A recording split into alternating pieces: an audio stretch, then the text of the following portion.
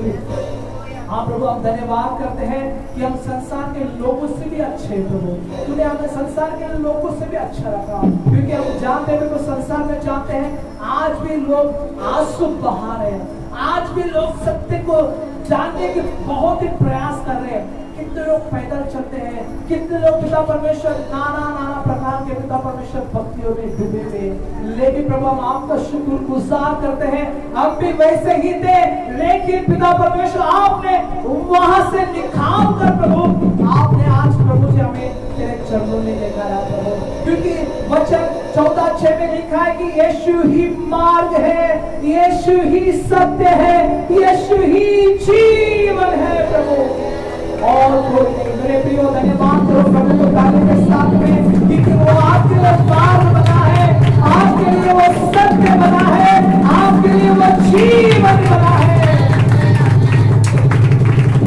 Hallelujah. हम देखते हैं आज भी बहुत सारे इतने बड़े बड़े लोग हैं, उनके पास जॉब नहीं है, लेकिन परमेश्वर को धन्यवाद दीजिए, हम उतने काम भी नहीं कर पाते, लेकिन परमेश्वर हमारी जरूरतों को पूरा करता है। धन्यवाद दीजिए मेरे प्रियो कि परमेश्वर आपके जीवन में जरूरत से ज्यादा ही देता है। आपके खर्चे हमेशा कभी खत्म नहीं हो पाते, क्योंकि वो आशीष दिया है, प्रभु ने आपको आशीष दिया है। हालेलुया। जो प्रभु के करीब रहता है मेरे प्रियो, उसके जीवन में अनेक कमियां निकल जाती है, भरपूरी आती है। जो प्रभु से दूर जाते हैं वो पुत्र पुत्र के समान रोते रहते हैं। मेरे प्रियो, परमेश्वर ने हमें अपने वारिस बनाया, अपने वारिसदार बनाया, स्वर्ग के वारिस। सब कुछ वो कहता है कि तुम्हारा है, मेरा जो है वह सब तुम्हारा है, मैंने सारी बातों को पूरा कर दिया है, केवल मेरे नाम पे स्वीकार करो। आशीष चाहिए तो स्वीकार करो, चंगाई चाहिए तो स्वीकार करो। मैं देने वाला परमेश्वर हूँ, मैं देने वाला परमेश्वर हूँ। हमारा प्रभु हमारे आशीषों को रोकता नहीं है मेरे प्रियो, हमारे गुनाह ही हमारे आशीष को रोकता है, हमारे पाप ही हमें चंगाई में रहने से रोकता है।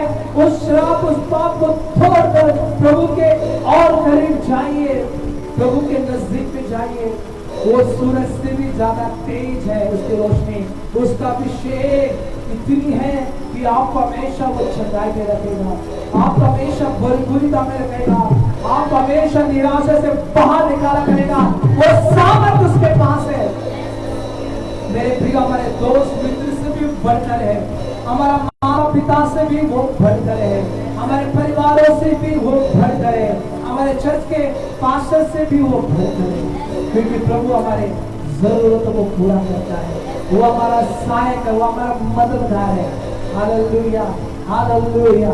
मेरे प्रिय, हमेशा उसको धन्यवाद दीजिए, धन्यवाद बोलिए कि प्रभु आपका मददगार बना है, यहोवा हमारा मददगार बना है। धन्यवाद दीजिए। वो आपके लिए हर एक नाम रखा है, उसका नाम यहोवा राफा यानी चंगाई देने वाला, यहोवा शालोम यानी आपको शांति देने वाला, यहोवा निस्सी यानी आपको हमेशा वो छाई देगा, आपको कभी लज्जित होने नहीं देगा, आपको किसी के सामने शर्मिंदा होने नहीं देगा, क्योंकि वो आपका हमेशा उठाएगा।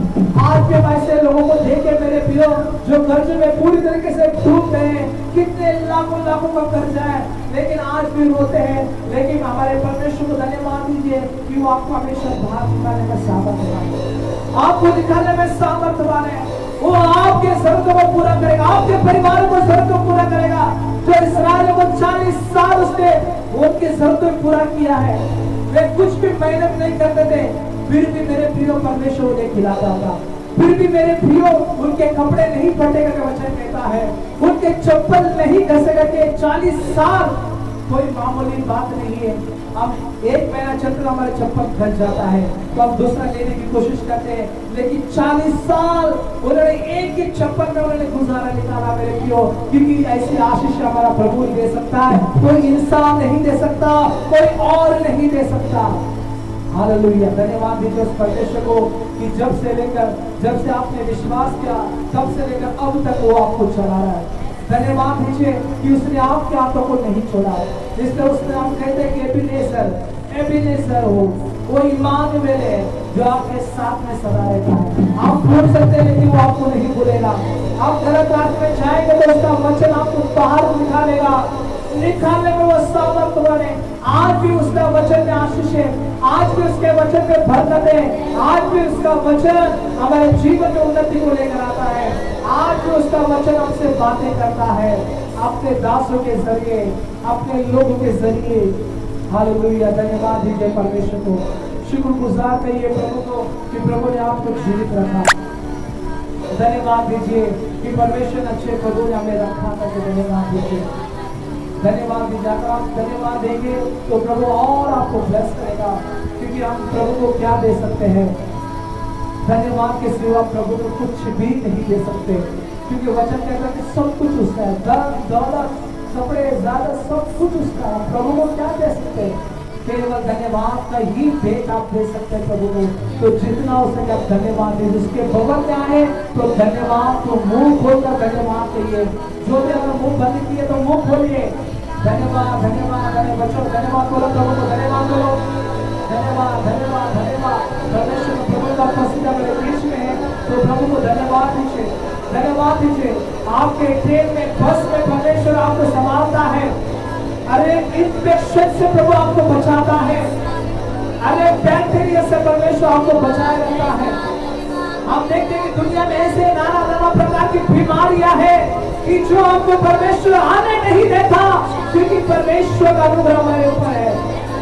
उसका लहू हमें हमेशा वो हर रोगों से बचाता है, उसका लहू।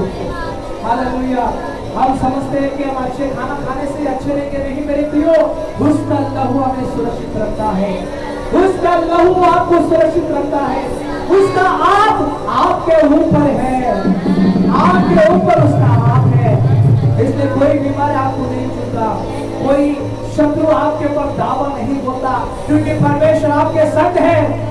इनके शत्रु निराश हो जाते हैं, शत्रु लज्जित हो जाते हैं। क्यों? क्योंकि परमेश्वर आपके साथ है। तो धन्यवाद बोलो, धन्यवाद बोलो। परमेश्वर हमें किसके सामने झुकने नहीं देता। हालेलुया। हम देखते हैं कि बाइबल में लिखा है, ऐसे ऐसे परमेश्वर के दास लोग हैं जो स्वर्गदूत के सामने सर झुकाए तो स्वर्गदूत भी बोलते थे कि हमारे सामने मत झुको, जीवित परमेश्वर के सामने अपने सर झुकाओ, क्योंकि हम भी सेवक है तुम्हारे समान। हालेलुया। धन्यवाद बोलो। परमेश्वर के सामने अपने आप को पूरी तरीके से नम्र करो, भीत करो। ये वो समय परमेश्वर का है, ये समय परमेश्वर का है, ये समय परमेश्वर का है। प्रभु को धन्यवाद करो, बोलिए, मुंह खोलिए, धन्यवाद धन्यवाद स्तोत्र। आइए सभी धन्यवाद बोलिए, मुंह खोलिए।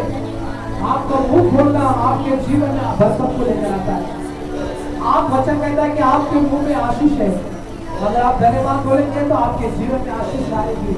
आप मुंह खोलेंगे तो आपके जीवन में प्रभु भरेगा। मुंह खोल, वचन कहता है कि मुंह खोल। मेरे प्रियो, हम बहुत सारे लोग मुंह नहीं खोल पाते। हालेलुया। आशीष को देखना तो हमें मुंह खोलना जरूरी है, धन्यवाद देना जरूरी है। धन्यवाद करते स्वर्गीय पिता, यहाँ पर उपस्थिति में अनेक को प्रभु आपने भर दिया, तेरी उपस्थिति से हम धन्यवाद करते हैं। यहाँ से कोई भी खाली आकर ना जाएगा, बच्चे बड़े सभी को तो आशीषित कर। यीशु के नाम में मांगते सभी मिलके कहेंगे आमीन। हालेलुया। बोलो यीशु मसीह की। आइए सभी बैठ जाए प्रभु की उपस्थिति में।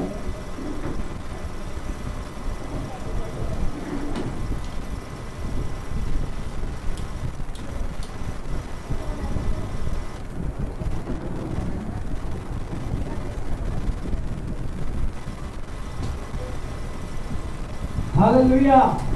बोलो यीशु मसीह की, आने वाला मसीहा की। हालेलुया। सभी को शालोम। शालोम मतलब प्रभु आपको शांति दे। हालेलुया। प्रभु का नाम है शालोम। क्या नाम है हमारा प्रभु का? शालोम, यानी वो आपको शांति देता है। हालेलुया। वो आपको क्या करता है? आपके जीवन में शांति देता है। हमेशा प्रभु का शब्द हमेशा आपके जीवन में यही निकलेगा कि आपको शांति मिले। जैसे हम देखते हैं कि चेलों को प्रभु ने क्या बोला, वे डरे डरे से थे, तो यीशु मसीह बंद दरवाजे से अंदर घुसा। हालेलुया। तो हम देखते हैं कि लोग चेलों डर गए, लेकिन यीशु मसीह ने क्या बोला? कि तुम्हें शांति मिले। हालेलुया। परमेश्वर हमें सबसे पहला कौन से आशीष करता है? शांति। हालेलुया। वो हम सभी को क्या करता है? हमें हमारे जीवन में जो भी गड़बड़ी है, जो भी समस्या है, जो भी परेशानी है, उन सभी में हम क्या करते हैं? डर जाते हैं, घबरा जाते हैं, क्या नहीं? तो परमेश्वर क्या करता है? कोई भी छोटी बीमारी तो हम क्या करते हैं? ये क्यों आ बीमारी? हाँ, मैं इतना अच्छा फिर भी बीमारी क्यों है? करके डरते क्या नहीं? हाँ, कोई भी समस्या है, कोई समझो आपके घर तक कोई इंस्पेक्टर आया, तो हम क्या करते हैं? थोड़ी देर में अरे बाबू ये क्यों आया? इसको तो मैं घर तक क्यों है? डर जाते हैं। अचानक आने वाली विपत्तियों से हमारा प्रभु क्या करता है? हालेलुया। ऐसे दुर्घटना है। हम देखते कोरोना नहीं आने वाले, कोरोना उस समय में आज हमने सोचा भी नहीं था, लेकिन ऐसी बीमारी आई, लेकिन प्रभु को धन्यवाद दीजिए कि आपको परमेश्वर हमेशा हालेलुया। आप लोग सब तृप्त थे ना? आनंदित थे ना आप लोग? हालेलुया। मैं तो बहुत आनंदित था। काम पे काम, मेरा तो काम पर है, छाप रहा था मैं। हालेलुया। अच्छी आशीष मेरे को मिली। मैं उस समय में 2 लाख रुपए कमा था। हालेलुया। सोच सकते हैं आप लोग? लेकिन प्रभु को धन्यवाद, अपने बच्चों को प्रभु क्या करता है? उत्तम देता है। हालेलुया। उत्तम आशीष वो क्या करता है? हमें अपने बच्चों के जीवन में देता है। हालेलुया। आप उसके प्रति क्या रहेंगे? हालेलुया। उसके भवन में हमेशा दीनता से, नम्रता से अगर आप आएंगे तो प्रभु आपको क्या बनाएगा? शिरोमणि बनाएगा। क्या करेगा? आपको ऊंचा उठाएगा। उत्तम आशीष आपको क्या करेगा? प्रदान करेगा वो। हालेलुया। बोलो यीशु मसीह। अब इस समय गवाही का समय है। कोई अगर गवाही धन्यवाद लेकर आए तो आप धन्यवाद गवाही दे सकते हैं। कोई है धन्यवाद देना चाहते हैं, प्रभु को महिमा देना चाहते हैं, तो आप दुआ करा सकते हैं।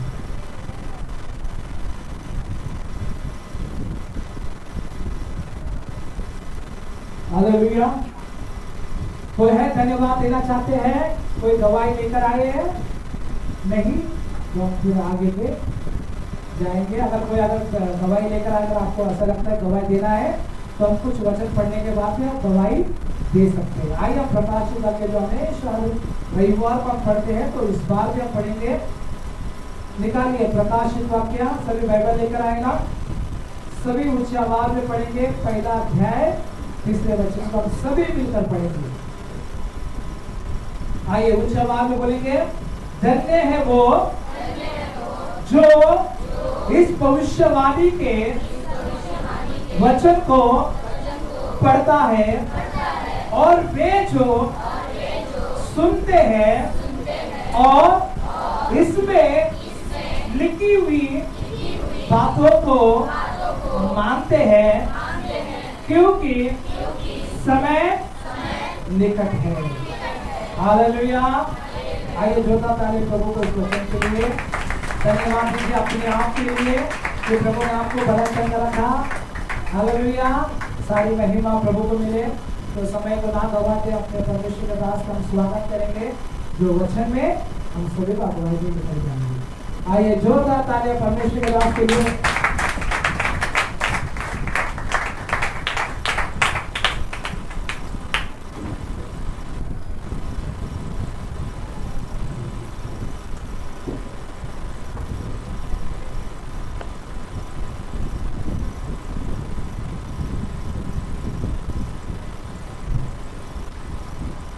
Praise the Lord. सभी को जय मसीह।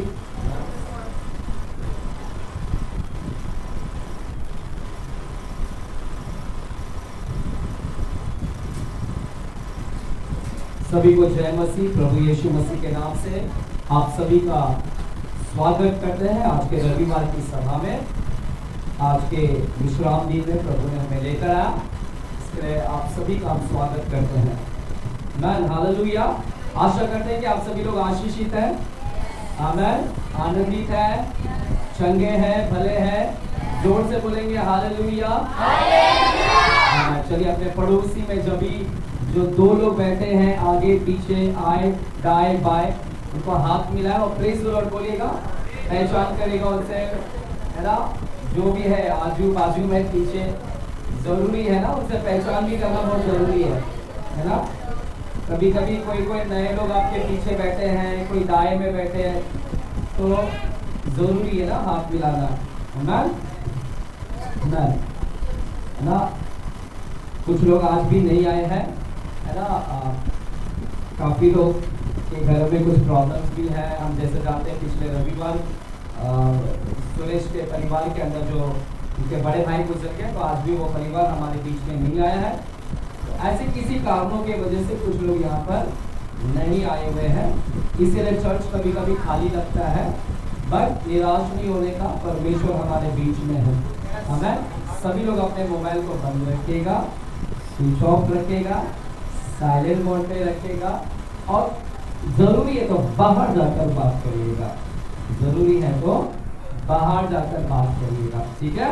हमें चलिए हम लोग ज्यादा समय ना गवाते हुए, ऑलरेडी 6:15 बजे, हम प्रार्थना करेंगे समय। खुदावन परमेश्वर, हम धन्यवाद देते हैं आज के शाम के लिए पिताजी। आज फिर आपने हमें यह मौका दिया कि आपके चरणों में हम उपस्थित हो सके। खुदावन राजा, आप महान है, आपके आश्चर्य कर्म भी महान है परमेश्वर। प्रभु, आपका वचन हमारे हृदय को फाड़ता है, यानी हृदय को छेदता है, और तेरे वचन को हमारे अंदर बोलता है परमेश्वर। जब तक भूमि अपने अंदर बीज को बसा ना ले, तब तक वो फसल को नहीं ले आती है। उसी प्रकार जब तक हम हमारे हृदय को ना खोले, तब तक आपका फसल हमारे अंदर नहीं दिखेगा। हम दुआ करते हैं पिताजी, आज आपके फसल हमारे अंदर आने पाए, होने दे पिताजी, ये बीज परमेश्वर फलवंत होने पाए, और एक बड़ी फसल हम इस कलीसिया के अंदर देखने पाए। आपने कहा खेती तो पक चुकी है, परंतु मजदूर की कमी है। प्रार्थना करें मजदूर के लिए। प्रभु, हम जानते हैं कि इस धारावी के अंदर कई ऐसे खेती है पक चुकी है, और आपको हम हमारी जरूरत है ताकि हम जाए और उन लोगों को लेकर आए। पिताजी धन्यवाद देते हैं पिताजी, इस जगह पर आपका लहू लगाते हैं, इस जगह पर आए हुए तमाम लोगों के ऊपर आपका लहू लगाते हैं। जो लोग आ रहे हो सभी को भी आप सही सुरक्षित यहाँ पर लेकर आएगा। आज के वचन से आप बातें करेगा। आज का वचन हमें बनाए और हमें तैयार करे, आत्मिक में मजबूत लेकर आए। धन्यवाद, यीशु के नाम से हम प्रार्थना करते हैं पिता परमेश्वर से, और सभी जन बोलेंगे आमीन आमीन आमीन आमीन। प्रभु का धन्यवाद हो। मेरे प्यारों, हम लोग ने एक नया विषय को हमने आरंभ किया है, नए विषय को हमने शुरू किया है। कौन सा विषय को हमने लिया है?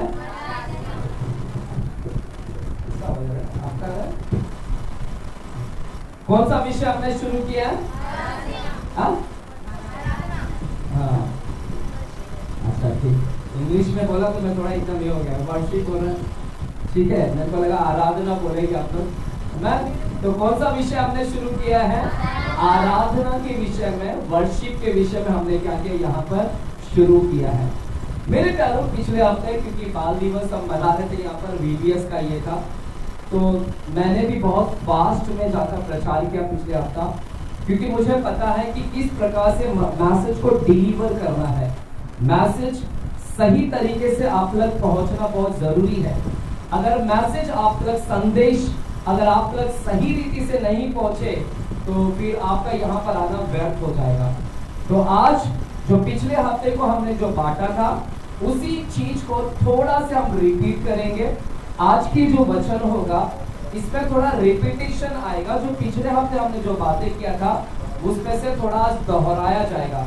इसीलिए आज मैं दोहराऊंगा ज्यादातर उसमें के बातों को, इसलिए दोहराऊंगा ताकि आपको मालूम पड़े कि हम जो विषय को लिया है, वो विषय का एक्चुअल मतलब आपको जानना चाहिए। क्योंकि कलीसिया में मसीह लोग आते हैं, लेकिन मसीह लोगों को आराधना के विषय में नहीं पता कि आराधना क्या होता है। देखिएगा, खिचड़ी बना डाला है लोगों ने स्तुति और आराधना को। खिचड़ी समझते हैं? खिचड़ी कितने लोग घर पे बनाते हैं? क्या क्या डाल के बनाते हैं? हाँ, सिर्फ चावल? कोई कोई क्या डालता है? बटाटा, सोयाबीन, सब है ना, खिचड़ी बना दिया है, लेकिन सबका टेस्ट उसके अंदर मिक्स हो जाता है। लेकिन अलग अलग करेंगे तो अलग टेस्ट अलग आता है ना। सोयाबीन का टेस्ट अलग, बटाटा का टेस्ट अलग, कांदे का टेस्ट अलग। उसी प्रकार आज लोगों ने स्तुति आराधना को भी एकदम मिक्स कर दिया है, खिचड़ी बना दिया। समझ में नहीं आता कि आराधना कौन सा है और स्तुति कौन सा है, क्योंकि मिक्स कर दिया लोगों ने। मेरे प्यारों में आपको आज ध्यान को केंद्रित करना चाहता हूं कि स्तुति अलग होता है और आराधना अलग है। जो हम यहाँ पर प्रचार कर रहे हैं वो है आराधना, वो मैं स्तुति के विषय में नहीं प्रचार कर रहा हूँ।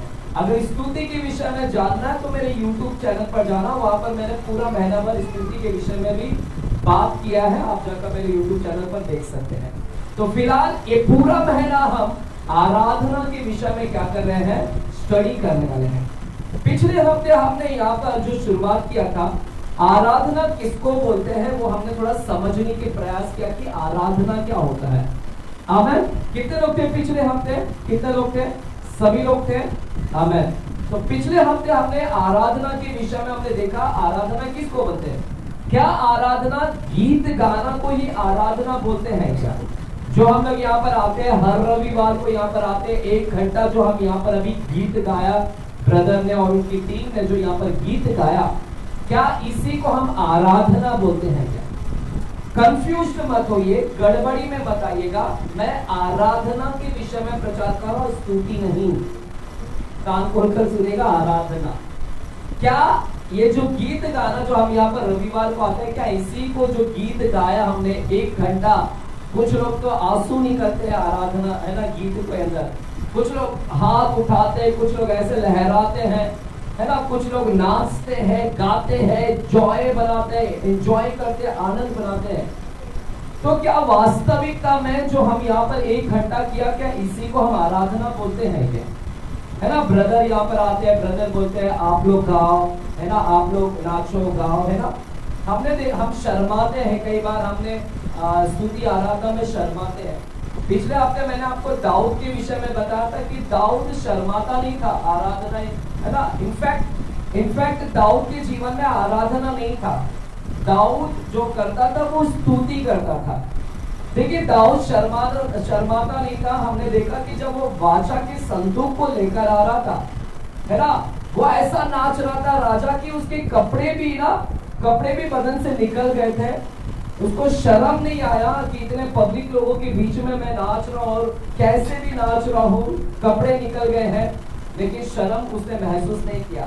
उसी प्रकार आपने भी शर्माने का नहीं। जब यहाँ पर गीत गाते हैं, हाथ उठाने बोलते हैं, ताली बजाने के लिए बोलते हैं, गाना गाने बोलते हैं, तो आप लोगों ने भी शर्माना नहीं है, है ना। आप लोगों ने भी क्या करना है ना, चाहे आवाज कैसे भी हो, आपके आवाज में ना क्या बोलते हैं उसको, खराश हो, आवाज बोलते हैं ना एकदम, हाँ, पतली हो, मोटा हो, कैसा भी हो, तो आपने क्या करना है, शर्माना नहीं है। उसको क्या करना है, आपने आराधना को क्या करना है, गाना है।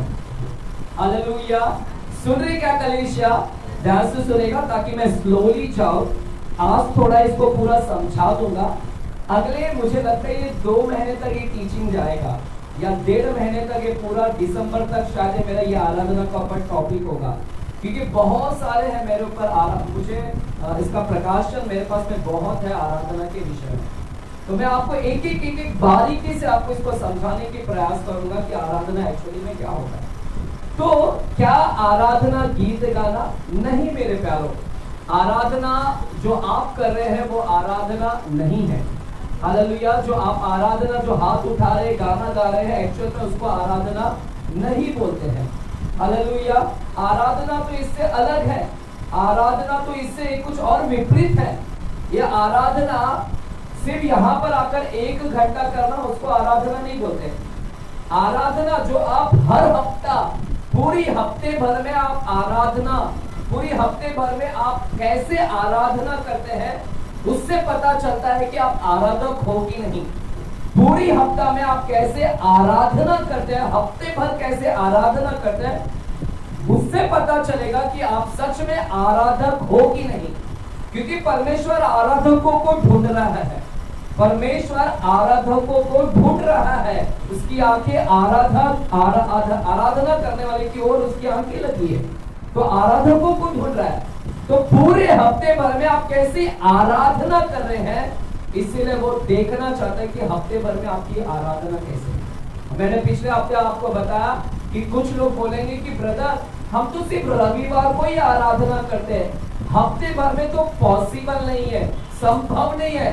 आराधना पूरी हफ्ते भर हम नहीं कर सकते, क्योंकि आराधना में तो गीत गाना पड़ता है, आराधना में तो ताली बजाना पड़ता है, आराधना में तो नाचना पड़ता है, आराधना में कीबोर्ड बजाना पड़ता है, कॉन्गो बजाना पड़ता है, ऑक्टोपैड। तो ब्रदर हम कैसे करेंगे आराधना पूरा हफ्ते भर? हमारे पास तो कीबोर्ड नहीं है, हमारे पास गिटार नहीं है, हमारे पास अच्छी आवाज नहीं है, और कोई लीड करने वाला नहीं, पूरे हफ्ते भर में कोई लीडर नहीं है जिसके पीछे मैं गाऊं। यहाँ तक कि हम लोग नौकरी पर जाते हैं, नौकरी पर कैसे हम आराधना कर सकते हैं, कैसे हम ताली बजा सकते हैं पास्टर जी? तो आराधना हम पूरी हफ्ते भर नहीं कर सकते। यही तो गलत फहमी है आप लोगों का, जो मैंने पिछले हफ्ते बताया, क्योंकि आप लोगों की गलत फहमी है।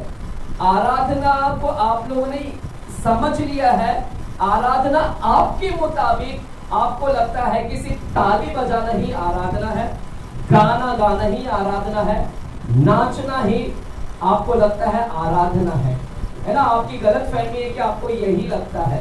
लेकिन पिछले हफ्ते हमने देखा था मेरे प्यारो, पिछले हफ्ते हमने देखा था कि यीशु ने एक वचन को वहां पर कोट किया था, मरकुस की किताब 7वां अध्याय, है ना? हालेलुया। मरकुस की किताब 7वां अध्याय के 6वें और 7वें वचन को हमने पिछले हफ्ते देखा था, है ना? आप लोग खोल सकते हैं और जाइएगा वहां पर, देखिएगा क्या लिखा था वहां पर। मरकुस की किताब 7वां अध्याय 6वां और 7वां वचन को पढ़िएगा, क्या लिखा है। मैं रिपीट कर रहा हूँ, फिर इसके बाद में मैं थोड़ा आगे जाऊंगा आगे के वचन में, क्योंकि आज आराधना के विषय में समझाना बहुत जरूरी है। चलेगा, मरकुस की किताब 7वां अध्याय 6वां वचन को वापस से पढ़िएगा ब्रदर। उसने उनसे कहा, यशायाह ने तुम कपटियों के विषय में बहुत ठीक भविष्यवाणी की, जैसा लिखा है, ये लोग होठों से तो मेरा आदर करते हैं, पर उनका मन मुझसे दूर रहता है। ये व्यर्थ मेरी उपासना करते हैं, क्योंकि मनुष्यों की आज्ञाओं को धर्मोपदेश करके सिखाते। हमने पिछले हफ्ते देखा था कि यीशु ने एक वचन को कोट किया। यीशु ने कहा कि तुम ढोंगी लोग हो, तुम लोग, है ना, ये लोग तो होठों से मेरी आदर करते हैं, ये लोग होठों से गीत गाते हैं, आराधना करते हैं, परंतु इनका मन क्या है, मुझसे बहुत दूर है। अगर आपको लगता है कि सिर्फ होठों से गाना गाना, ताली बजाना यही आराधना है, तो सुनिएगा यीशु क्या बोलते हैं। यीशु बोलते हैं कि ये लोग होठों से मेरी आराधना करते हैं, लेकिन इनका मन मुझसे क्या है, बहुत दूर है। हालेलुया, आमेन। कलीसिया सुनेगा, ध्यान को ना भटकाएगा। तो यहाँ पर क्या हुआ था कि यहूदी लोग रीति रिवाज को पालन करते थे। यहूदी लोग जब तक हाथ ना धो ले तब तक वो खाना भी नहीं खाते थे। यहूदी लोग जब तक स्नान ना कर ले, बाजार में जाकर जब घर पर आते हैं तो स्नान करते हैं, फिर स्नान कर ही वो कुछ काम करते हैं, खाना भी ना खाते हैं। तो वो रीति रिवाज परंपरा पालन करने में यहूदी लोग बहुत माहिर थे। यानी सब नहाना, हाथ धोना, फिर खाना, बर्तन को बाहर से मांजना, कटोरे को मांजना, लोटे को मांजना, लेकिन अंदर से नहीं मांजते थे लोटे को, है ना, कटोरे को अंदर से नहीं मांजते, सब बाहर से वो सब कुछ बाहर से हाथ धोते, है ना, बाहर से, लेकिन अंदर जो क्लीन रखना है, अंदर जो धोना है वो धोते नहीं थे। इसलिए यीशु ने उनको बोला कि तुम लोग ये सब कुछ करते हो, सब तुम्हारा बाहरी है, तुम होठों से भी तुम्हारा जो आराधना भी होता है बाहरी है, तुम्हारा आराधना, तुम्हारा हाथ धोना, तुम शरीर को ज्यादा महत्व देते हो, लेकिन अंदर से क्या है, पूरी गंदगी भरे पड़ी है। इसलिए यीशु ने वो वचन को कोड किया कि तुम लोग होठों से, यानी बाहर से सब कर रहे हो, लेकिन अंदर से पूरी गंदगी भरी है। बाहर से लोटा मांज रहे हो, बाहर से थाली मांज रहे हो, लेकिन अंदर सारी गंदगी भरी पड़ी है। हालेलुया, समझ रहे? तुम्हारी आराधना सिर्फ बाहर से हो रहा है, तुम्हारी आराधना सिर्फ होठों से हो रही है, लेकिन मन में क्या है, परमेश्वर नहीं है, हृदय बहुत दूर है। यानी परमेश्वर क्या बताए पता है, तुम्हारे हृदय में सिर्फ तुम्हारे होठों पर परमेश्वर है, लेकिन दिल के अंदर परमेश्वर नहीं है। हालेलुया, सुनिएगा, तुम्हारे होठों पे परमेश्वर है लेकिन दिल में नहीं है। तुम्हारे होठों पर डर है, लेकिन वास्तविकता में, सच्चाई में तुम्हारे अंदर डर नहीं है। हालेलुया। परमेश्वर का भय की बात करते हो होठों से, लेकिन परमेश्वर का भय नहीं है। परमेश्वर की आराधना होठों से करते हो, लेकिन दिल से आराधना नहीं करते हैं। बाहर से जुड़ने की बात करते हो, लेकिन अंदर से परमेश्वर से नहीं जुड़े हैं अभी तक। बाहर अधीनता के विषय में बात करते हो, लेकिन अंदर से किसी परमेश्वर के अधीनता में नहीं हो। तो प्रभु वहां पर क्या बता रहे थे कि तुम्हारा सब कुछ बाहरी बाहरी बाहरी, बाहर से ताली बजा रहे हो, बाहर से गाना गा रहे हो, बाहर से नाच रहे हो, तुम लोग सब ढोंगी हो। और परमेश्वर बोलता है ये आराधना नहीं है, ये आराधना नहीं है, ये सिर्फ होठों की आराधना है, होठों शरीर की आराधना है। ये शरीर से निकलने वाला बाहरी है। हालेलुया। सब कुछ बाहर है, लेकिन अंदर से नहीं था। परमेश्वर को वो नहीं चाहिए। परमेश्वर को ऐसा जो बाहर से आता है, 1 घंटा आता है, ताली बजाता है, नाचता है, गाता है, परमेश्वर उससे इतना प्रसन्न नहीं होता। परमेश्वर ने क्या बोला यूहन्ना 4 अध्याय में? क्या बोला? यूहन्ना 4 अध्याय के 23 वचन को फिर से कोट करेंगे, चलेगा? यूहन्ना 4 अध्याय के 23 को वचन को पढ़ते हैं। क्या लिखा है ना?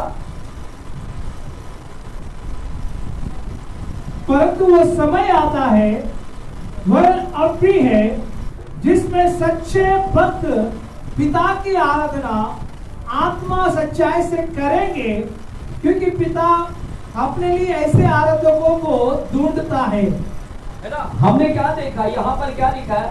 परंतु वो समय आता है, वरन अब भी है ना? जब सच्चे भक्त पिता की आराधना कैसे करेंगे?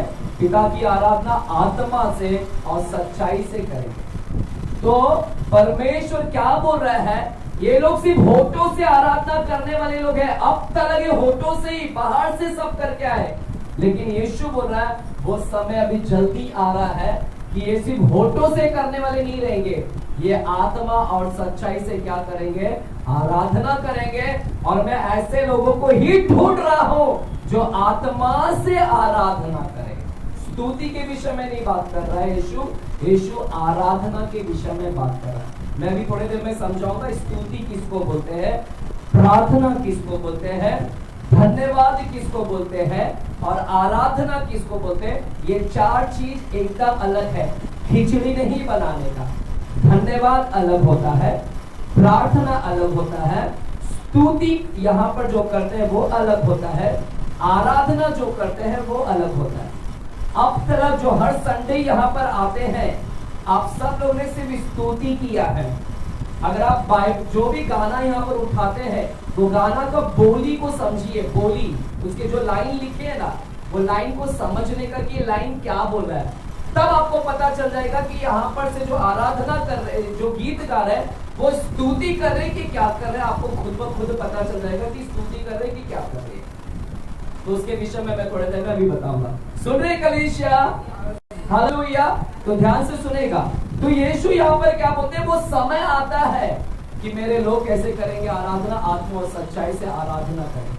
और हमने पिछले हफ्ते देखा कि है ना कि आराधना का एक्चुअल मतलब क्या है। आराधना का एक्चुअल मतलब हमने उत्पत्ति की किताब 22 अध्याय में हमने देखा।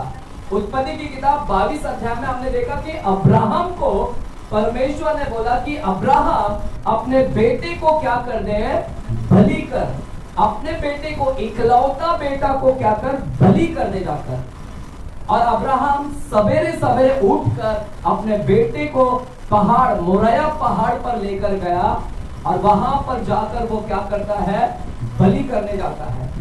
लेकिन हम जानते कि अब्राहम ने उसको बलि नहीं बोला, अब्राहम को अपने सेवकों को बोलता है।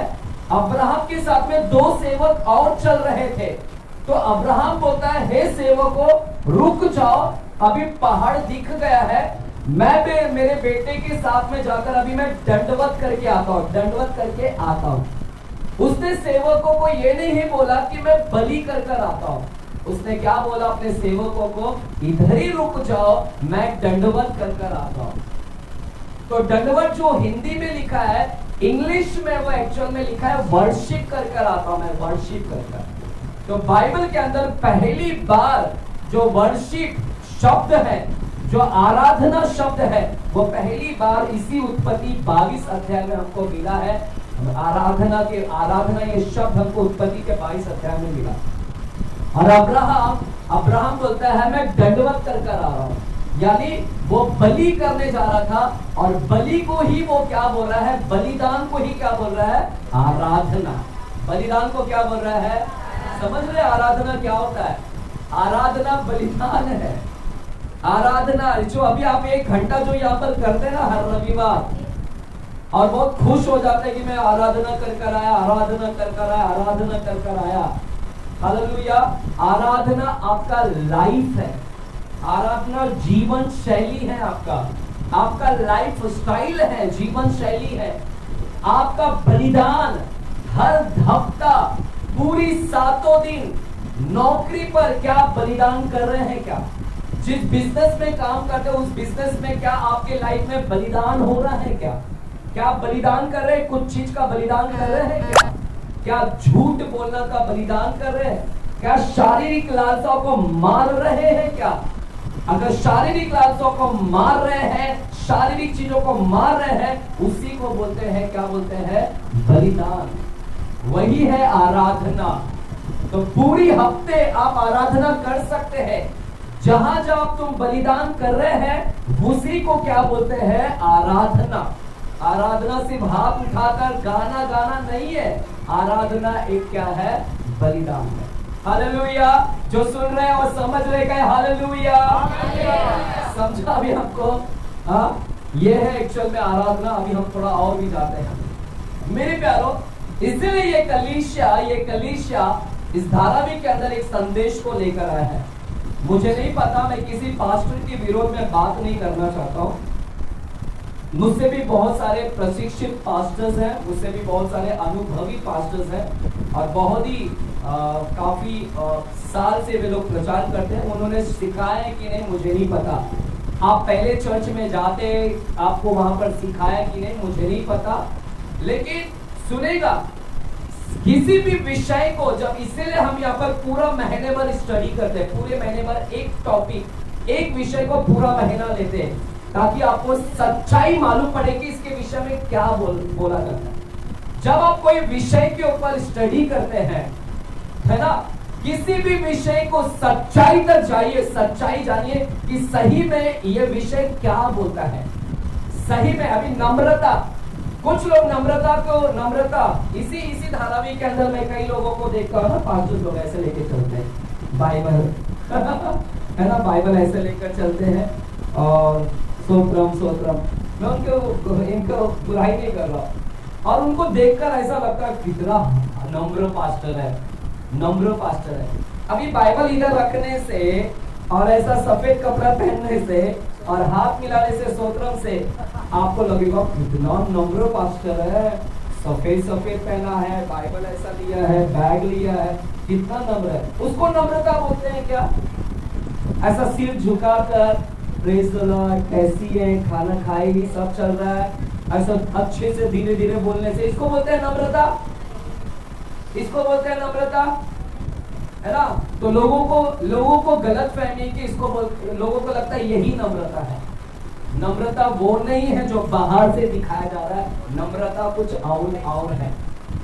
उसी प्रकार आराधना भी कुछ और है। आराधना जो यहाँ पर किए, इनको देखकर और हमारे टीम को भी देखकर मत बोलो कि ये लोग ने आराधना कर लिया। आराधना भी बाहर से देखकर मत करो, आराधना अलग है। इसलिए इस विषय को जानना बहुत जरूरी, इसकी सच्चाई जानना बहुत जरूरी।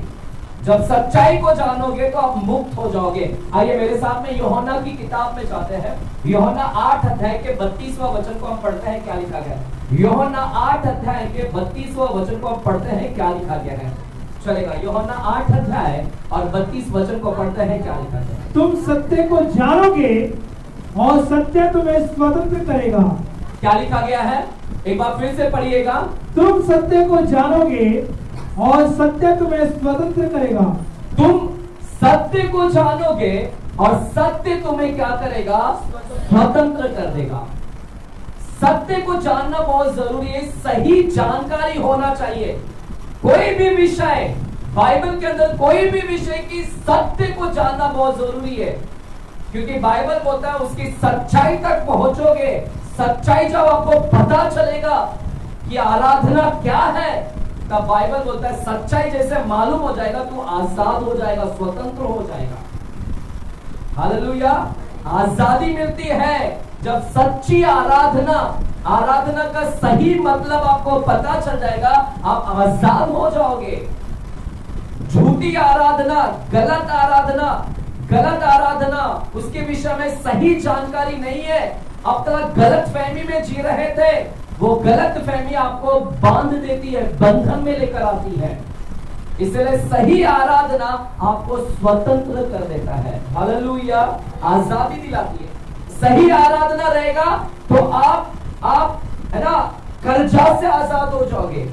सही आराधना करोगे, आपके जीवन में पवित्रता आएगी, क्योंकि बलिदान करने से हमको पवित्रता मिलती है। सही आराधना करेंगे तो पवित्र बनते जाओगे। सही आराधना करेंगे, आपको दुष्ट आत्मा से आजादी मिल जाएगी। सही आराधना करेंगे, बीमारी निकल जाएगी, क्योंकि सही आराधना नहीं है ना हमारे अंदर, सही आराधना नहीं है। गलत आराधना कर रहे, ताली बजाना, वो मैं उसके खिलाफ नहीं है, वो भी करना चाहिए, मैं खुद करता हूं ताली बजाने का, क्योंकि वो प्रेज है, वो स्तुति है, वो भी करना बहुत जरूरी है। हालेलुया। जब सही आराधना करेंगे, बीमारी निकल जाएगी, क्योंकि आप बलिदान कर रहे हैं, गंदी चीज का बलिदान कर रहे हैं। जब गंदी चीज का बलिदान करेंगे, आप ऑटोमेटिकली बीमार से आजाद हो जाओगे। बीमारी ऐसी भाग जाएगी आपकी, आप दुष्ट आत्मा से आजाद हो जाओगे, कर्जा से आजाद हो जाओगे, चिंता से आजाद हो जाओगे, डिप्रेशन से आजाद हो जाओगे, तनाव से, निराशा से, डिस्करेजमेंट में से, सबसे परमेश्वर आपको क्या कर देगा? आजाद कर देगा। अगर अभी भी बंधन में है, अभी भी बीमारी में है, इसका मतलब है कि तुमको सही आराधना नहीं पता है, इसलिए अभी तक तुम क्या है? बंधन में है। हालेलुया। सुन रहे कलीसिया? बोले हालेलुया। आमीन। चलिए यहाँ पर ध्यान से सुनना। बाइबल के अंदर जब मैं बाइबल को पढ़ रहा था, बाइबल के अंदर मैंने दो तरह का आराधकों को पाया, दो तरह के आराधक, वर्शिप एंड वर्शिपर, जो आराधना और आराधक, धक बोले तो जो आराधना करने वाला, उसको आराधक बोलते हैं। आराधना अलग है, आराधक अलग होते हैं। जब मैं बाइबल को पढ़ रहा था, तो बाइबल के अंदर मैंने दो प्रकार के आराधक को देखा है और दो प्रकार की आराधना देखा है। पहला जो आराधक है, उसको बोलता है ना सच्चा आराधक, उसको बोलते हैं सच्चा आराधक। हालेलुया। चलिए मेरे साथ में वही किताब को बोलते हैं, मरकुस की किताब 7वां अध्याय के, मरकुस की किताब 7वां अध्याय 6वें वचन को पढ़िएगा वापस से। अभी हमने पढ़ा 6वां वचन को, और 7वां वचन को भी वापस से पढ़िएगा। मरकुस 7वां अध्याय 6वां और 7वां वचन को पढ़िएगा। उसने उसे कहा, यशायाह ने तुम कपटियों के विषय में बहुत ठीक भविष्यवाणी की, जैसा लिखा है, ये लोग होठों से तो मेरा आदर करते हैं, पर उनका मन मुझसे दूर रहता है। हाँ, क्या लिखा है? ये लोग होठों से मेरी आदर करते हैं, परंतु इनका मन मुझसे दूर रहता है। हाँ, ये व्यर्थ मेरी उपासना करते हैं। क्या लिखा है? 7वां वचन क्या लिखा है? 7वां वचन क्या लिखा है? पढ़ेंगे, जिसको पढ़ने आता है पढ़ो साथ में, एक साथ में।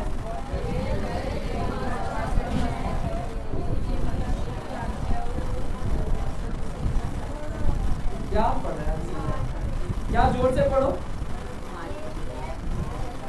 पढ़ो पढ़ो पढ़ो। अरे इनको पढ़ने भी, अरे बाबा दूध का बॉटल ऐसा देना पड़ेगा क्या? अभी भी मटन खाने वाले हो गए वो भी।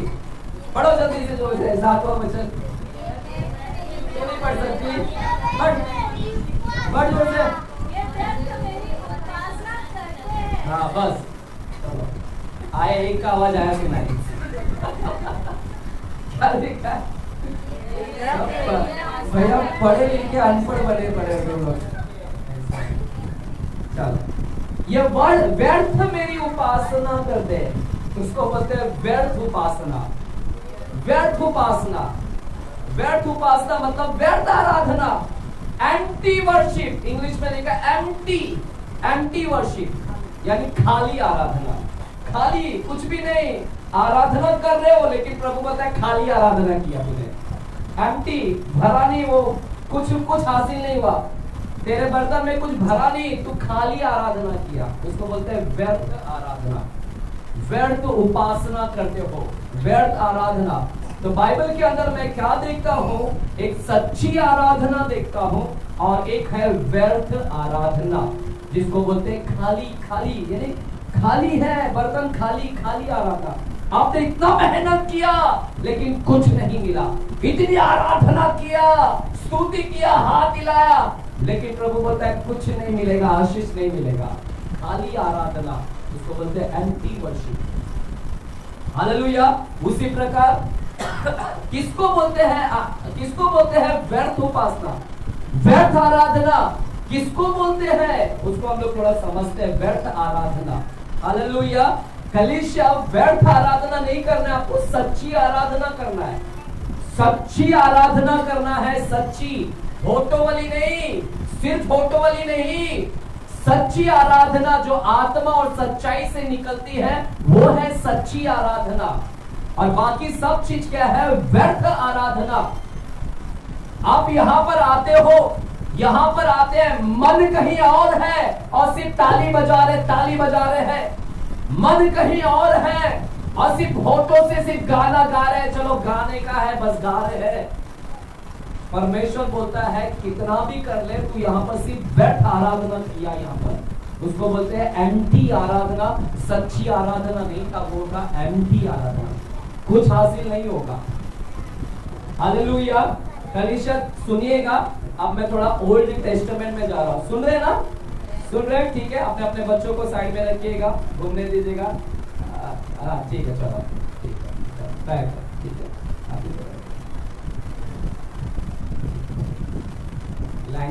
हमारा कोड भाषा का वो बात नहीं करता, मैं भी नहीं बात कर रहा। ठीक है, चलो। आमेन। व्यर्थ आराधना it's empty worship. Empty worship का मतलब है कि मैं यहाँ पर आया, सब कुछ किया, the music was very good, the instrument was very good, the voice was very clear, बहुत अच्छी गीत गाया, बहुत अच्छा खुलकर गाया, सुरीला आवाज निकाला, म्यूजिक भी बहुत अच्छा था, ऑक्टोपेड बहुत अच्छा बजाया, शंका नहीं है, डाउट नहीं है, सब कुछ अच्छा बजा, लेकिन फिर भी परमेश्वर बोलता है कि खाली आराधना, इससे एम्प्टी उपासना का, व्यर्थ उपासना का। क्या फायदा है कि मैंने इतना कीबोर्ड बजाया, इतना ऑक्टोपेड बजाया, इतना गाया, इतना आप लोग ने भी गाया? इसको परमेश्वर बोलता है व्यर्थ आराधना।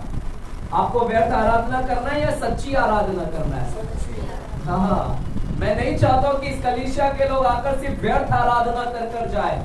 मैं चाहता हूँ कि इस कलीसिया के लोग सच्ची आराधना करें। हालेलुया। पुराने समय में लोग क्या करते थे मालूम है? They used to sing, है ना? वो गाना गाते, ताली बजाते, नाचते, गाते, वीणा बजाते, नरसिंगा फूंकते। पुराने करार में सिर्फ यही दिखेगा आपको। पुराने जमाने, इवन भजन संहिता की किताब पढ़ लो, भजन संहिता की किताब में सिर्फ यही ताली बजाकर, हाथ को उठाकर, नाचते हुए। लेकिन पुराने करार में कहीं पर भी ये नहीं लिखा है कि आत्मा और सच्चाई से आराधना करो। पुराने करार में कहीं पर भी नहीं लिखा है कि आत्मा और सच्चाई से करो। नया करार हमको बोलता है आत्मा और सच्चाई से करो। यानी पुराने करार में आत्मा नहीं था, पुराने करार में आत्मा और सत्य की आत्मा भी नहीं थी। पुराने करार में किसी के अंदर दिया ही नहीं गया था। इसलिए पुराने करार की जो आराधना थी, है ना, वो कैसी आराधना थी? ओनली ताली बजाना, नाचना, गाना। आत्मा था ही नहीं तो कहां से आत्मिक आराधना करेंगे? बोली ताली बजाना, नाचना गाना, और परमेश्वर वो स्वीकार करता था क्योंकि उनके पास में आत्मा नहीं दिया गया था। लेकिन आज आपके पास में आत्मा दिया गया है और परमेश्वर आज आत्मिक आराधना चाहता है, आत्मिक आराधना। हालेलुया।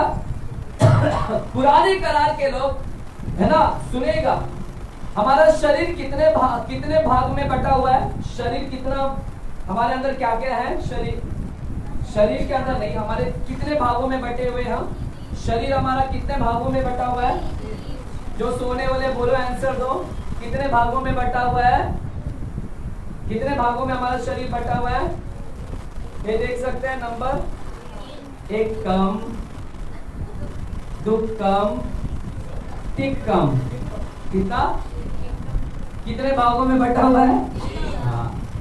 कौन कौन सा हमारा शरीर कितने, कौन सा भाग है, पहला भाग शरीर, प्राण, आत्मा है आपके अंदर तीनों चीज। किसके अंदर तीनों चीज है, हाथ दिखाओ। किसके अंदर दो ही है, तेरे अंदर दो है आत्मा, सॉरी दो क्या है, दो है बाद में पूछ रहा, ठीक है। सभी के अंदर, शरीर के अंदर तीन भागों में बटा हुआ है, एक है शरीर, एक है प्राण और एक है आत्मा।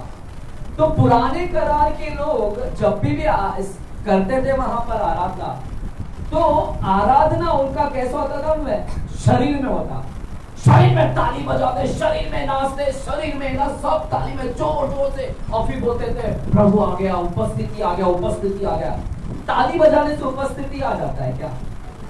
तो फिर मैं तो रोज बोलूंगा भैया आप ताली बजाओ, गाना मत गाओ, ताली बजाओ, जोर जोर से बोलो, कलीसिया को जोर से है ना। मैं कई कलीसिया के अंदर देखता हूँ जैसा ताली बजाना चालू कर देते, फिर बोलते पास्टर बोलते प्रभु आ गया, प्रभु आ गया, प्रभु आ गया, प्रभु आ गया, प्रभु आ गया, उसकी उपस्थिति आ गई।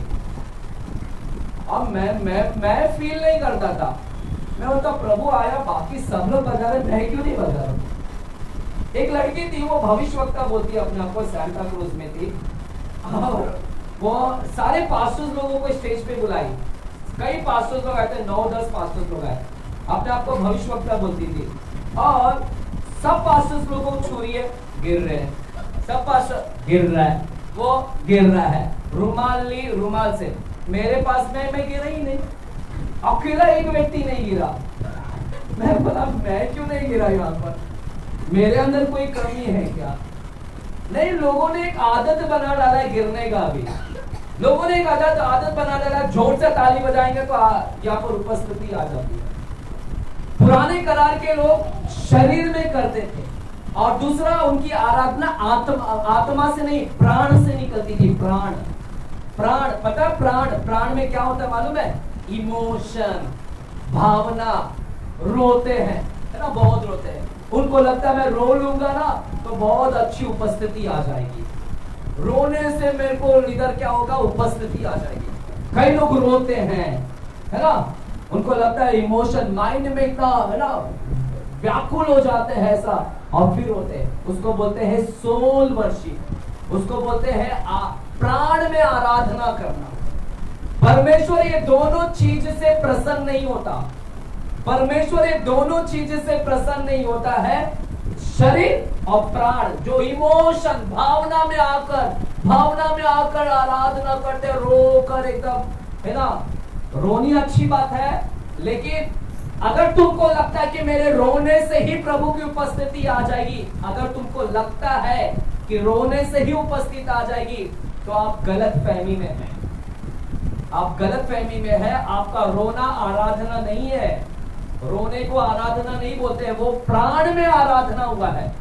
तो पुराने करार के लोग जब भी करते थे, पुराने करार के लोग सिर्फ शरीर में और किस में करते थे, प्राण में करते थे। आत्मा उनके पास में नहीं दिया गया था, पवित्र आत्मा उनके अंदर नहीं आई थी। पवित्र आत्मा नहीं आने की वजह से वे लोग क्या नहीं कर पाते थे, आत्मा सच्चाई से नहीं कर पाते थे, आत्मिकता से नहीं कर पाते थे। कलीसिया सुन रहे क्या? जो सो रहे कहे हालेलुया, जो जागे कहे हालेलुया। प्रार्थना करें, एसी लगाने वाले हम लोग जल्दी हैं। अगले 2025 में खुश हो जाएंगे। फिर तो सोएंगे नहीं ना आप लोग, है ना। अभी आप बहुत गर्मी हो जाता है, ऊपर से पास्टर इतना बोलता है इतना सा, लेकिन इसका प्रचार इतना हालेलुया, सोचते रहेंगे है इतना, लेकिन प्रचार कितना करता है ये हालेलुया। यही तो है परमेश्वर, हमारा प्रचार लंबाई है, उसका माप भी नहीं ले सकते तुम, हालेलुया। इसलिए एक महीना इसको एक हफ्ता में से टुकड़ा करके लाना पड़ता है मुझे, नहीं तो आप माप भी नहीं पाओगे, हालेलुया। अब सुनिएगा, पुराने शरीर वो है पुराना करार का आराधना। क्या आप वैसी आराधना करना चाहते हैं, शरीर और प्राण वाला? शरीर और प्राण वाला हर संडे को आकर वही तो करते हैं आप लोग, हर संडे को आकर सिर्फ शरीर और प्राण वाला, शरीर और प्राण वाला। परमेश्वर ऐसी आराधना नहीं पसंद करता है, परमेश्वर को आत्मा वाली आराधना पसंद है। क्या आपको जानते हैं पुराने करार में तंबू था, तंबू, कितने लोग जानते हैं तंबू, मिलाप वाला तंबू? कितने लोग जानते हैं, हाथ उठाओ, मिलाप वाला तंबू? पता है परमेश्वर का एक तंबू बनाया गया था, और वो तंबू में हम जल्दी इधर फोटो चिपकाएंगे, लाएंगे एक बड़ा से फोटो इधर लगाएंगे वो मिलाप वाला तंबू का। और वो तंबू 3 भागों में बटा हुआ था, पता है, वो भी 3 भागों में बटा हुआ था। जब तंबू को मैं देखता हूं, तंबू एक है बाहरी आंगन, जिसको बोलते हैं बाहरी आंगन, और एक था जिसको बोलते हैं पवित्र स्थान, और एक अंदर था उसको बोलते हैं अति पवित्र स्थान। बाहरी आंगन, पवित्र स्थान, अति पवित्र स्थान, ठीक है। एक 3 भागों में तंबू बटा हुआ था। और परमेश्वर किस में रह रहा था? परमेश्वर किस में रहता था? क्या बाहर में रह रहा था? क्या बीच वाले पवित्र स्थान में था? कहां पर था वो परमेश्वर? याद है, अच्छा सुनने आया। मैंने बाइबल में सुना है कि पंछी उड़ती है और पंछी आती है, वचन को क्या करती है? ये तो इधर तितली आ गई बाइबल में क्या लिखा है? तो पंछी आएगा और वचन को क्या करता है? बीज को क्या करता है? जो बोया किसान ने, और वो क्या करता है? अच्छा हो गया आपने उधर पंछी नहीं आया, हालेलुया। ये भी पंछी में आता है, किसमें आता है? अभी आपको ये आंसर दे रहा है किस में आता है? ये पंछी में आता है कि किस में आता है? कीड़े मकोड़ों में। मैं अभी स्टडी करता हूँ उसके ऊपर जाकर, ठीक है चलो। मिलाप वाला तंबू 3 भागों में बटा हुआ है। मिलाप वाला तंबू एक है बाहरी आंगन, पवित्र स्थान, अति पवित्र स्थान। परमेश्वर ना तो बाहर, उसका उपस्थिति बाहर वाले आंगन में नहीं था। परमेश्वर ना तो पवित्र स्थान में रह रहा था। परमेश्वर किधर रह रहा था पता है? अंदर वाले स्थान में, अंदर, जिसको बोलते हैं अति पवित्र स्थान, अति पवित्र। अति, पता आपको ये तंबू दरअसल क्या है पता है? ये तंबू आपका शरीर है, ये तंबू आपका शरीर है। जैसे हमारे शरीर में बाहर क्या है? शरीर है, देह है ना, बाहर शरीर। अंदर क्या है? प्राण है। प्राण को देख सकते हैं? नहीं। और इसके अंदर क्या है? आत्मा। आत्मा को देख सकते हैं? नहीं। सिर्फ बाहरी भाग को देख सकते हैं, शरीर को। उसी तरह तंबू, तंबू का बाहर वाला जो भाग था उसी को देख सकते थे बाहर, और वो बाहर वाला भाग शरीर है, शरीर। और अंदर वाला 2 भाग को कोई नहीं देख सकता था सिवाय याजक और महायाजक के। 2 भाग को कोई नहीं देख सकता। वो बीच वाला भाग था पवित्र स्थान, जिसका मतलब है वो प्राण है, प्राण, शरीर, प्राण, और क्या था वो? आत्मा, आत्मा। तो परमेश्वर किधर वास कर रहा था? परमेश्वर आत्मा में वास कर रहा था। शरीर से कितना भी आराधना कर लो, इधर उपस्थिति नहीं आती है। प्राण से कितना भी आराधना कर लो, परमेश्वर की उपस्थिति उधर नहीं रहती। लेकिन आत्मा से जो किया हुआ आराधना, आत्मा और सच्चाई से, परमेश्वर बोलता है वो क्या है? आराधना। वहां पर मैं निवास करता हूं, वहां पर मैं रहता हूं। समझ रहे हैं? वो है आपका शरीर। एक क्या है वो? परमेश्वर बोलता है जिस प्रकार शरीर है उसी प्रकार तुमने भी आत्मिक आराधना करो, अंदर वाले भाग से, ना कि प्राण और शरीर से नहीं। हालेलुया। कलीसिया छोड़ दो उसको। ताली बजाना है, उसको भी मैं बता रहा हूं, क्यों बजाना है वो भी मैं बताऊंगा। लेकिन परमेश्वर क्या ढूंढ रहा है इस पृथ्वी के ऊपर? आराधक को ढूंढ रहा है जो आत्मा से करे। आत्मिक आराधना, बोलो आत्मिक आराधना, शारीरिक आराधना नहीं, बोलो आत्मिक आराधना, सच्ची आराधना, बोलो सच्ची आराधना। सच्ची आराधना जो आत्मा से निकलती, जो सच्चाई से निकलती है, वो है आत्मिक आराधना। जहां पर बलिदान है, जहां पर बलिदान, जितना बलिदान है, जहां पर बलिदान है, वो उसको बोलते हैं आराधना। अब सुनिएगा, बाइबल में हम लोग रोमियो की किताब में जाते हैं। रोमियो की किताब, बाइबल में हम जाते हैं, रोमियो की किताब 12 अध्याय में जाते हैं। सच्ची आराधना है ना, सच्ची आराधना करना है। सच्ची आराधना क्या है? रोमन्स, नया करार में है रोमन्स, रोमियो की किताब 12 अध्याय पहला वचन और दूसरा वचन को पढ़िएगा। क्या लिखा है? रोमियो की किताब 12 अध्याय पहला वचन को पढ़िएगा और दूसरा वचन को। इसलिए हे भाइयों, मैं तुमसे परमेश्वर की दया स्मरण दिलाकर विनती करता हूँ कि अपने शरीर को जीवित और पवित्र और परमेश्वर को भावता हुआ बलिदान करके चढ़ाओ, यही तुम्हारी आत्मिक सेवा है। आत्मिक सेवा है, यही तुम्हारी क्या है? आत्मिक सेवा। जो आत्मिक सेवा है ना, उधर लाइन ऐसा मार दो, अंडरलाइन कर दो, रेखांकित कर दीजिए वहां पर, है ना, रेखा मार दीजिए, रेखा को मार दीजिए, ठीक है। मेरी भाभी का भी नाम रेखा है, बिट्टू की मम्मी का नाम तो रेखांकित कर दीजिएगा उसको। हालेलुया, आमेन। तो अंडरलाइन करेगा आत्मिक सेवा। यहाँ पर पौलुस बोलता है, हे भाइयों, मैं तुझे परमेश्वर की दया स्मरण दिलाकर विनती करता हूं तुम लोगों से कि तुम लोग अपने शरीर को परमेश्वर का भावता हुआ, अपने शरीर को परमेश्वर का भावता हुआ बलिदान करके चढ़ा दो। अपने शरीर को, है ना, क्या करो? परमेश्वर का भावता हुआ ना, जीवित भी उधर एक शब्द लिखा है ना, हे भाइयों, मैं तुम्हें परमेश्वर की दया स्मरण दिलाकर विनती करता हूं कि तुम अपने शरीर को जीवित और परमेश्वर का भावता हुआ, जीवित और परमेश्वर को भावता हुआ बलिदान करके चढ़ा दो, यही तुम्हारी आत्मिक सेवा है। सुनिएगा, जो उधर लिखा है ना आत्मिक सेवा, इंग्लिश में पढ़ते हैं अभी उसको, उधर इंग्लिश में लिखा है जो अपने शरीर को बलिदान चढ़ाता है, वही ट्रू वर्शिप है। उधर आत्मिक सेवा जो है इंग्लिश में लिखा है, that is the true worship.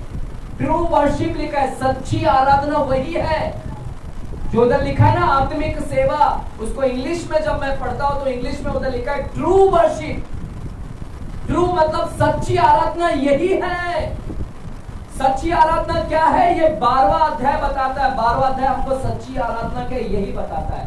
तो सच्ची आराधना क्या है? एक बार फिर से पढ़ते हैं, पढ़िएगा सच्ची आराधना क्या है। जो आत्मिक सेवा लिखा है ना, आत्मिक सेवा की जगह पर सच्ची आराधना पढ़ो, सच्ची आराधना। ब्रदर अभी सच्ची आराधना पढ़ना उधर, आत्मिक सेवा नहीं। पढ़िएगा वापस से। इसलिए भाइयों, मैं तुमसे परमेश्वर की दया स्मरण दिलाकर विनती करता हूँ कि अपने शरीर को जीवित, ब्रदर थोड़ा सा पंच देकर पढ़ो, आपने मत जाइए। अपने शरीर को जीवित, अपने शरीर को जीवित और पवित्र और परमेश्वर को भावता हुआ। इसको पकड़ो, देखो क्या लिख रहा है दीवार पे, तो नहीं ना पेपर पे। हाँ ठीक है, अपने शरीर को जीवित और पवित्र और परमेश्वर को भावता हुआ बलिदान करके चढ़ाओ। और जीवित और भावता हुआ परमेश्वर को बलिदान करके चढ़ाओ, यही तुम्हारी आत्मिक, नहीं, सच्ची आत्मिक सेवा है। नहीं, यही सच्ची आराधना है। सच्ची आराधना, मैंने अभी तो वही बोला, आत्मिक सेवा नहीं पढ़ना है उधर, क्या पढ़ना है? यही सच्ची आराधना है। क्या सच्ची आराधना है? अपने शरीर को बलिदान करके चढ़ा दो, यही सच्ची आराधना है। ये है वहां पर बलिदान करके चढ़ा दो शरीर को, अपने शरीर को।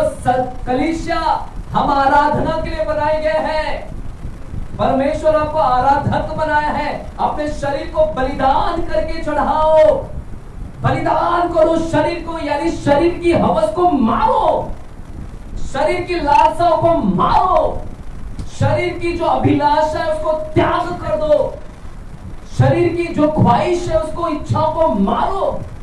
जो ऐसा करता है, जो शरीर को बलिदान करता है, वही बाइबल बोलता है यही सच्ची क्या है, आराधना। The desire of eyes, the desire of flesh, the desire of lust, ये सारी चीज, लालसा, अभिलाषा, शरीर जो गंदी चीज को मांग रहा है, शरीर की जो चीज है ना, जो उसको भूख लगी है ना, जो चाहता है, उसको बलिदान करना ही क्या है, आत्मिक सेवा है। और प्रभु बोलता है अपने शरीर को चढ़ा दे, यानी अपनी इच्छा को चढ़ा दे, अपनी लालसा को चढ़ा दे, अपने हवस को चढ़ा दे, भस्म कर दे अपने हवस को, अपनी गंदी नजर या गंदी सोच को भस्म कर दे, चढ़ा दे परमेश्वर को। अगर तुम अपनी सारी गंदगी को चढ़ा देते हैं, यानी उसको समाप्त करते हैं, तो परमेश्वर बोलता है कि तुम मेरी सच्ची आराधना कर रहे हैं। हालेलुया, बोले हालेलुया। है सुनने की क्षमता? कितने लोगों की सुनने की अभी भी क्षमता है? तो मैं अभी तो शुरू नहीं किया, अभी तो शुरू कर रहा हूं मैं, अभी तक शुरू नहीं किया। ऐसा थोड़ी ना छोड़ेगा पास्टर। अच्छा क्या प्रभु ने आई छोटा किया, लेकिन प्रचार लंबा किया। हालेलुया। चलिए, अब क्या बोल रहा है? शरीर को बलिदान। पता आपको पुराने करार में भी एक बलिदान होता था। पुराने करार में भी लोग ना बलिदान करते थे। लेकिन पुराने करार में जो बलिदान था उसको बोलते थे होम बलि, होम बलि, अन्न बलि, मेल बलि, पाप बलि, दोष बलि, ये सारी बलि था। लेकिन परमेश्वर सब बलि से इतना खुश नहीं होता था, सिर्फ एक बलि से खुश होता था, जिसको बोलते हैं होम बलि। होम बलि से बहुत खुश होता है, पाप बलि से तो बिल्कुल नहीं, क्योंकि तुमने पाप किया इसलिए तुमने चढ़ाया, जानबूझकर जाने अनजाने में पाप किया इसलिए बलि को चढ़ा दिया, तुम्हारे पाप से तुमने बलि चढ़ाया, इसलिए परमेश्वर उस बलि से प्रसन्न नहीं होता। लेकिन पुराने करार में एक बलि था जिसको बोलते हो होम बलि। वहां पर लोग क्या करते थे पता? होम बलि में वहां पर लोग बलिदान करते थे। किसकी बलिदान करते थे? पंछी का बलिदान करते, भेड़, बकरी, अन्न, दाल, अन्न, ये सारी चीज का भी बलिदान होता पुराने करार में। तो बछड़ा को लाकर, पूरा बछड़ा को लाकर क्या करते थे? वहां पर बलि करते थे। सुनिए कलीसिया, लेकिन वो बलि को क्या करते थे? पूरा बछड़ा को लाकर पूरा उस पर डाल नहीं देते थे, पूरा एक साथ में ऐसा जलाते नहीं थे, उसको टुकड़ा टुकड़ा कर देते हैं। बछड़े को क्या करते हैं? टुकड़ा, उसका अंतड़िया अलग करते, उसका पैर अलग करते, है ना, उसका जांघ अलग करते, ऐसा टुकड़ा टुकड़ा टुकड़ा करके सबको फिर क्या करते थे? जलाते थे, जलाते थे वहां पर सबको फिर जलाते थे, है ना। जब टुकड़ा करना ही था और सबको जलाना ही था, सबको जलाना ही था, तो क्यों नहीं एक साथ में उसको रख देते थे? क्यों नहीं एक साथ में, यानी पूरी बछड़ा को ही रख देते, फिर जला देते ना। जब जलाना ही है तो एक साथ में रख दो ना। समझ रहे हैं? सुन रहे? जब पूरा जलाना ही, उसका पूरा अंग को जलाना ही था बछड़े का, तो बछड़े को पूरा ऐसा डाल देना चाहिए था ना। लेकिन टुकड़ा टुकड़ा करके क्यों जलाने का उसमें, जब पूरा चीज को ही इसको जलाने का है। हालेलुया। वही परमेश्वर क्या बोल रहा है पता है? क्यों करते थे वहां पर? क्यों करते थे टुकड़ा टुकड़ा? इसलिए टुकड़ा करते थे ताकि हर अंग पता चले कि किसी अंग में तो खराबी तो नहीं है, आंख में खराबी तो नहीं है, पैर में खराबी तो नहीं है, जांघ में खराबी तो नहीं है, अंतड़ी में खराबी तो नहीं है। ऐसे पता चलेगा कि सच में ये प्योर है या खराब हो गया है। तब पता चलेगा, टुकड़ा टुकड़ा से क्या चलेगा? पता चलेगा। अगर एक भी खराब रहेगा तो वो पूरे बछड़े को नहीं चढ़ाते थे, अगर एक भी अंग खराब है तो नहीं चढ़ाते थे। हालेलुया। सुनेगा। उसी प्रकार परमेश्वर आपको बोल रहा है अपने शरीर को चढ़ा दो, बलिदान करके चढ़ा दो अपने शरीर को, बलिदान करके चढ़ा दो अपने शरीर को। तुमने भी अभी चढ़ाना है। अभी कैसे चढ़ाना है? टुकड़ा टुकड़ा टुकड़ा करके अपने शरीर का आंख को निकालो और चेक करो कि मेरा आंख खराब है या पवित्र है। आपको मालूम पड़ेगा जब टुकड़ा करके बाजू में देखोगे ना, आपको मालूम पड़ेगा कि आपका आंख कितना गंदा चीज को देखता है। गंदा वीडियो, गंदे लालसा, गंदी चीज, गंदा नजर। तब आपको मालूम पड़ेगा कि मेरा ये कितना गंदा हो चुका है आंख। हालेलुया।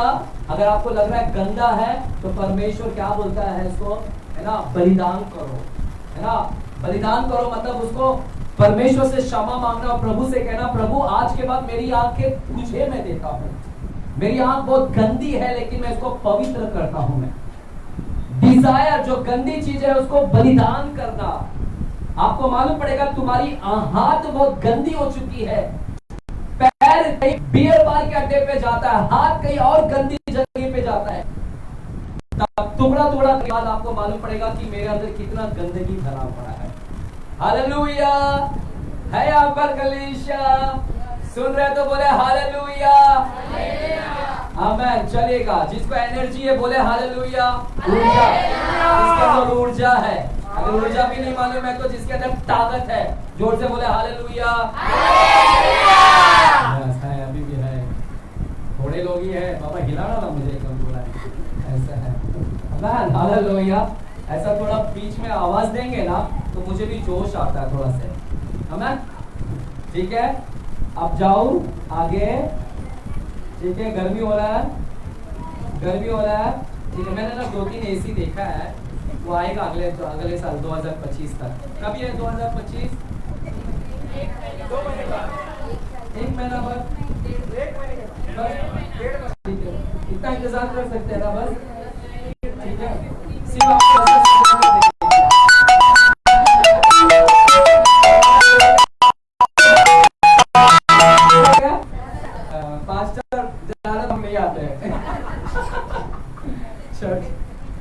हमें आएगा आएगा आएगा, बोलो आएगा, अच्छा दिन आएगा बस। मैं भी वही डायलॉग मारता हूँ। ठीक है प्यारो, इस बुधवार को वोटिंग है। मैं ऑनलाइन बंद करने के बाद में मैं आपसे बात करूंगा वोटिंग के लिए, और हम लोग देश के अपने मुंबई शहर के लिए प्रार्थना करेंगे महाराष्ट्र में, ताकि अच्छा नेता आए और अच्छा दिन आए। अच्छा नेता आए और अच्छा दिन भी आए और गैस का बाटला फ्री मिले। 400 भी नहीं चाहिए हमको। क्या चाहिए हमको? हमको 400 भी नहीं चाहिए, हमको डायरेक्टली चाहिए, क्या चाहिए? फ्री। आमेन। एक ही जन ने बोला, बाकी लोग नहीं बोलेंगे आमेन। और तो है। ठीक है, पति लोग बच गया आपका पैसा 400 रुपया। इवन मेरा भी बच गया। मेरा अभी 1200 रुपया देख लिया। मैं क्या लेता हूँ? ब्लैक से लेता हूँ। मैं ब्लैक से लेता हूँ तो मुझे कितना देना पड़ा? 1200 रुपया देना पड़ा।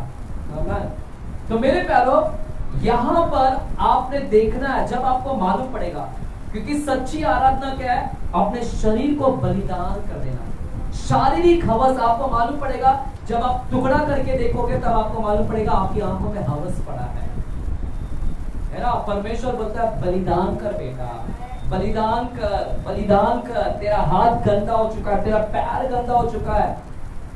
मेरे साथ में आएगा मत्ती की किताब 4थे अध्याय में जाते हैं। मत्ती की, चलो 2-3 वचन बोलकर मैं खत्म कर रहा हूँ।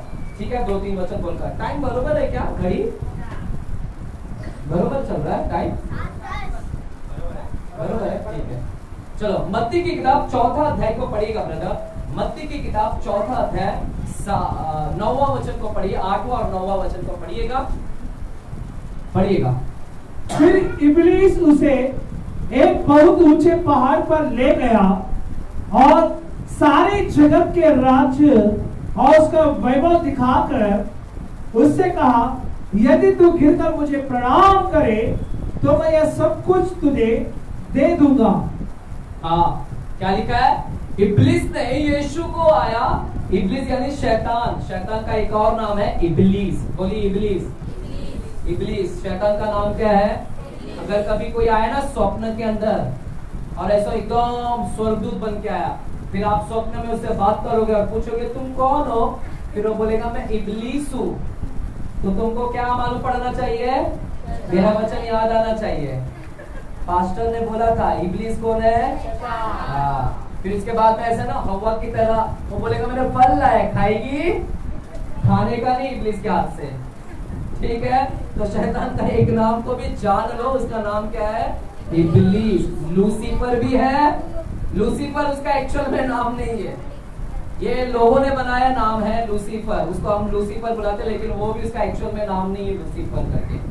उसका एक्चुअल नाम किसी को नहीं पता है सिवाय परमेश्वर के, बाकी किसी को नहीं पता शैतान का असली नाम क्या है उसको, लेकिन बाइबल में इब्लिस ने नाम से जाना जाता है।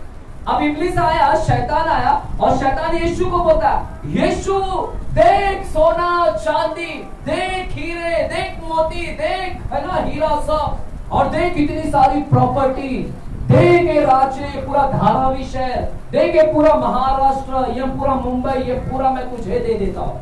आज के बाद तू मुंबई पे राज कर, धारावी पे तू राज कर, ये सोना चांदी, तू अंबानी से भी बड़े बन जा, अडानी से बड़ा बन जा तू।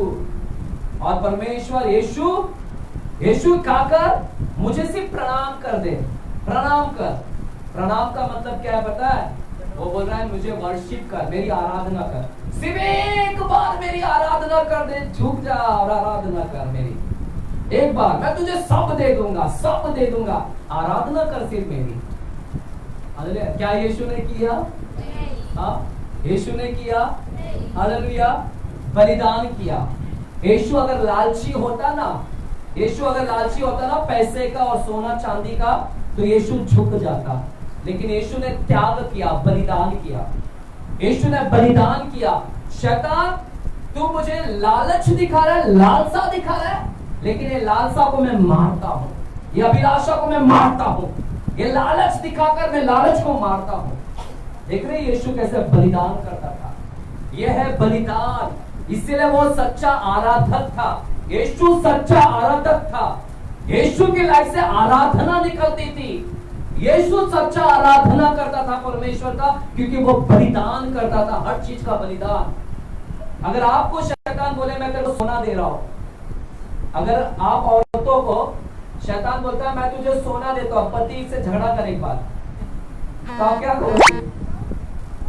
है औरतें सुन रहे क्या?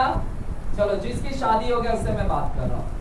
शैतान कल को सपना में आया, आपको बोला मैं तुझे 10 तोले का 4 सोना दे रहा हूं, हाँ आज ही के आज इस कल सुबह तेरे को मिल जाएगा, लेकिन आज क्या करना? पति के साथ झगड़ा करना है, तो आप क्या करोगे? कंफ्यूज बाबा बोला अभिलाषा है और अच्छों को गिरा देता है, बड़े बड़े पास्टर गिर गए हैं हवस में, पता है ना होठों से अभी भी नहीं होठों से, लेकिन अंदर मालूम है परमेश्वर भैया, अंदर तेरे को क्या है चल रहा अंदर? 10 तोला अभी से इमेजिन करने लगी कि कैसा मैं बनाऊंगी, कैसा रहेगा उसका भाई। मैंने इसका औरत का देखा था मस्त, आज मैं खुद यहाँ पर आ रहा था, 3-4 बस खड़ी थी पीला बंगला बस स्टॉप पे, मैं देखा शायद वोटिंग के लिए कुछ होगा, फिर देखा तो सब साड़ी पहन के नया मस्त कपड़ा, फिर बिट्टू बोलता ये शादी का होगा। अब मैंने भी जरा ध्यान से देखना चालू किया, मैंने कहा हाँ ये औरतें तो बाबा एकदम बंडल के, और कोली वाली सब औरतें हैं, धारावी कोलीवाड़ा का, और कोली वाले लोग तो सोना कितना पहनती है। जब मैं यहाँ से हनुमान से मंदिर से गुजर रहा था, औरतें इतना बड़ा क्या पेट नहीं रहे बाबा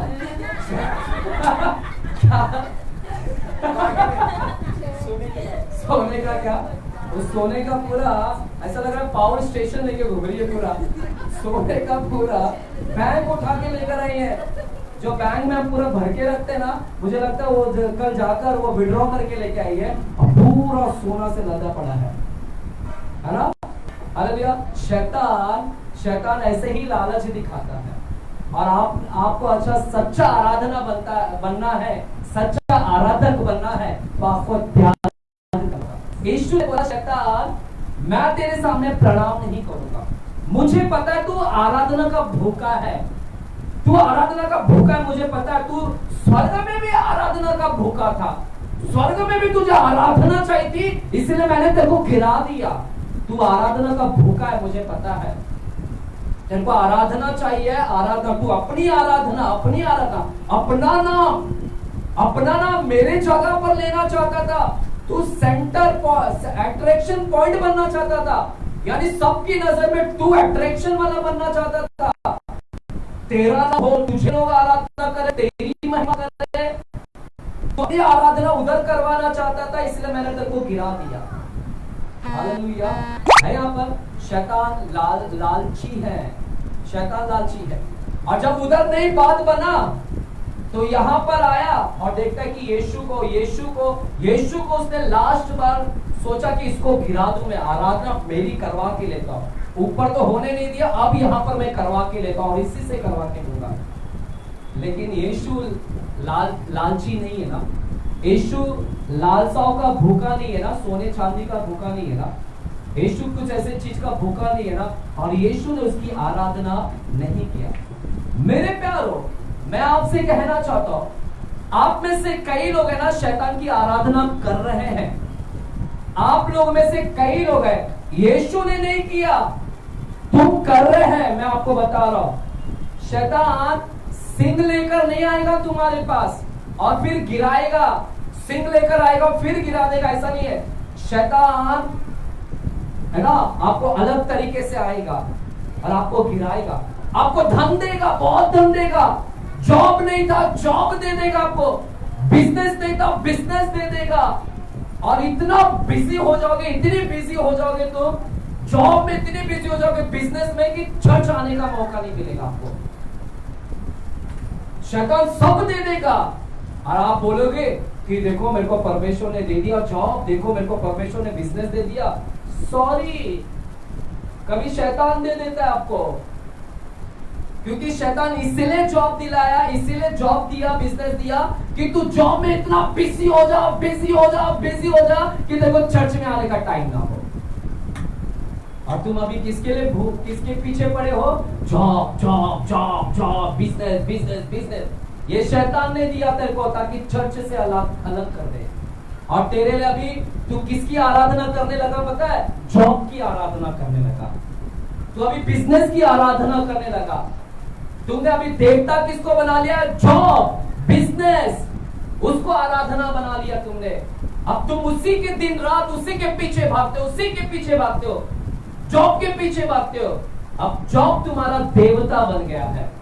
देख रहे कैसे तुम गिर गए, कैसे तुम शैतान के पांव में गिर गए। जॉब जॉब जॉब पे गिर गए, इसका मतलब है शैतान के पांव में गिर गए तुम। ये है आप आराधना। Don't ever give worship to Satan, है ना।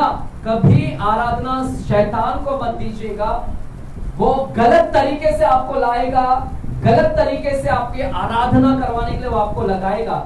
लेकिन आप सतर्क रहे और कभी नहीं करना। हालेलुया। है यहाँ पर कलीसिया? सुन रहे हैं क्या कलीसिया? आमेन। हमने देखा अब्राहम के विषय में, बस लास्ट वचन खत्म कर रहा हूं मैं। पिछले हफ्ते हमने देखा कि अब्राहम ने क्या किया ना, अब्राहम ने, है ना, ब्रदर थोड़ा सा कीबोर्ड पे आ जाएगा। पिछले हफ्ते हमने क्या देखा था? अब्राहम के विषय में हमने देखा था, है ना। वचन बहुत है लेकिन मैं कम करूंगा ताकि अगले हफ्ते पूरा महीना जाएंगे, हम 1.5 महीना जाएंगे इसके ऊपर, है ना। बाइबल बोलता है कि पवित्रता से शोभायमान होकर आराधना करें, उसके ऊपर भी मैं बात करूंगा, है ना। शोभायमान होकर पवित्रता से हमें आराधना करना है, जो हम नहीं करते हैं। वो वचन पे भी मैं पूरा बात करूंगा उसके ऊपर भी। हालेलुया। अब सुनेगा, हमने देखा अब्राहम के विषय में, अब्राहम ने क्या किया? अब्राहम से परमेश्वर ने बोला, इकलौता बेटा, 100 साल की उम्र में तू इतना साल से इंतजार कर रहा था बच्चा, 100 साल में परमेश्वर ने उसको बच्चा दिया, है ना। आप समझते हैं? 100 साल में जब बच्चा मिला तो माँ बाप का प्यार कितना होगा बच्चे के लिए। माँ बाप लोग ने कितना प्यार किया होगा इसहाक को कि 100 साल के बाद ये बच्चा आया हमारे पास में। सोचो कितना प्यार करेंगे ना। उसको सर्दी भी हो जाए तो पूछेंगे, बुखार हो जाए तो डॉक्टर के पास, क्योंकि बेचारा 100 साल के बाद एक बच्चा मिला है, उसको खोने नहीं देंगे, खोना नहीं चाहते हैं। अब्राहम और सारा इसको खोना नहीं चाहते थे, क्योंकि उनके लिए वो बहुत है ना कीमती था, उसके लिए कीमती था। इतना प्यार करते, इतना प्यार करते।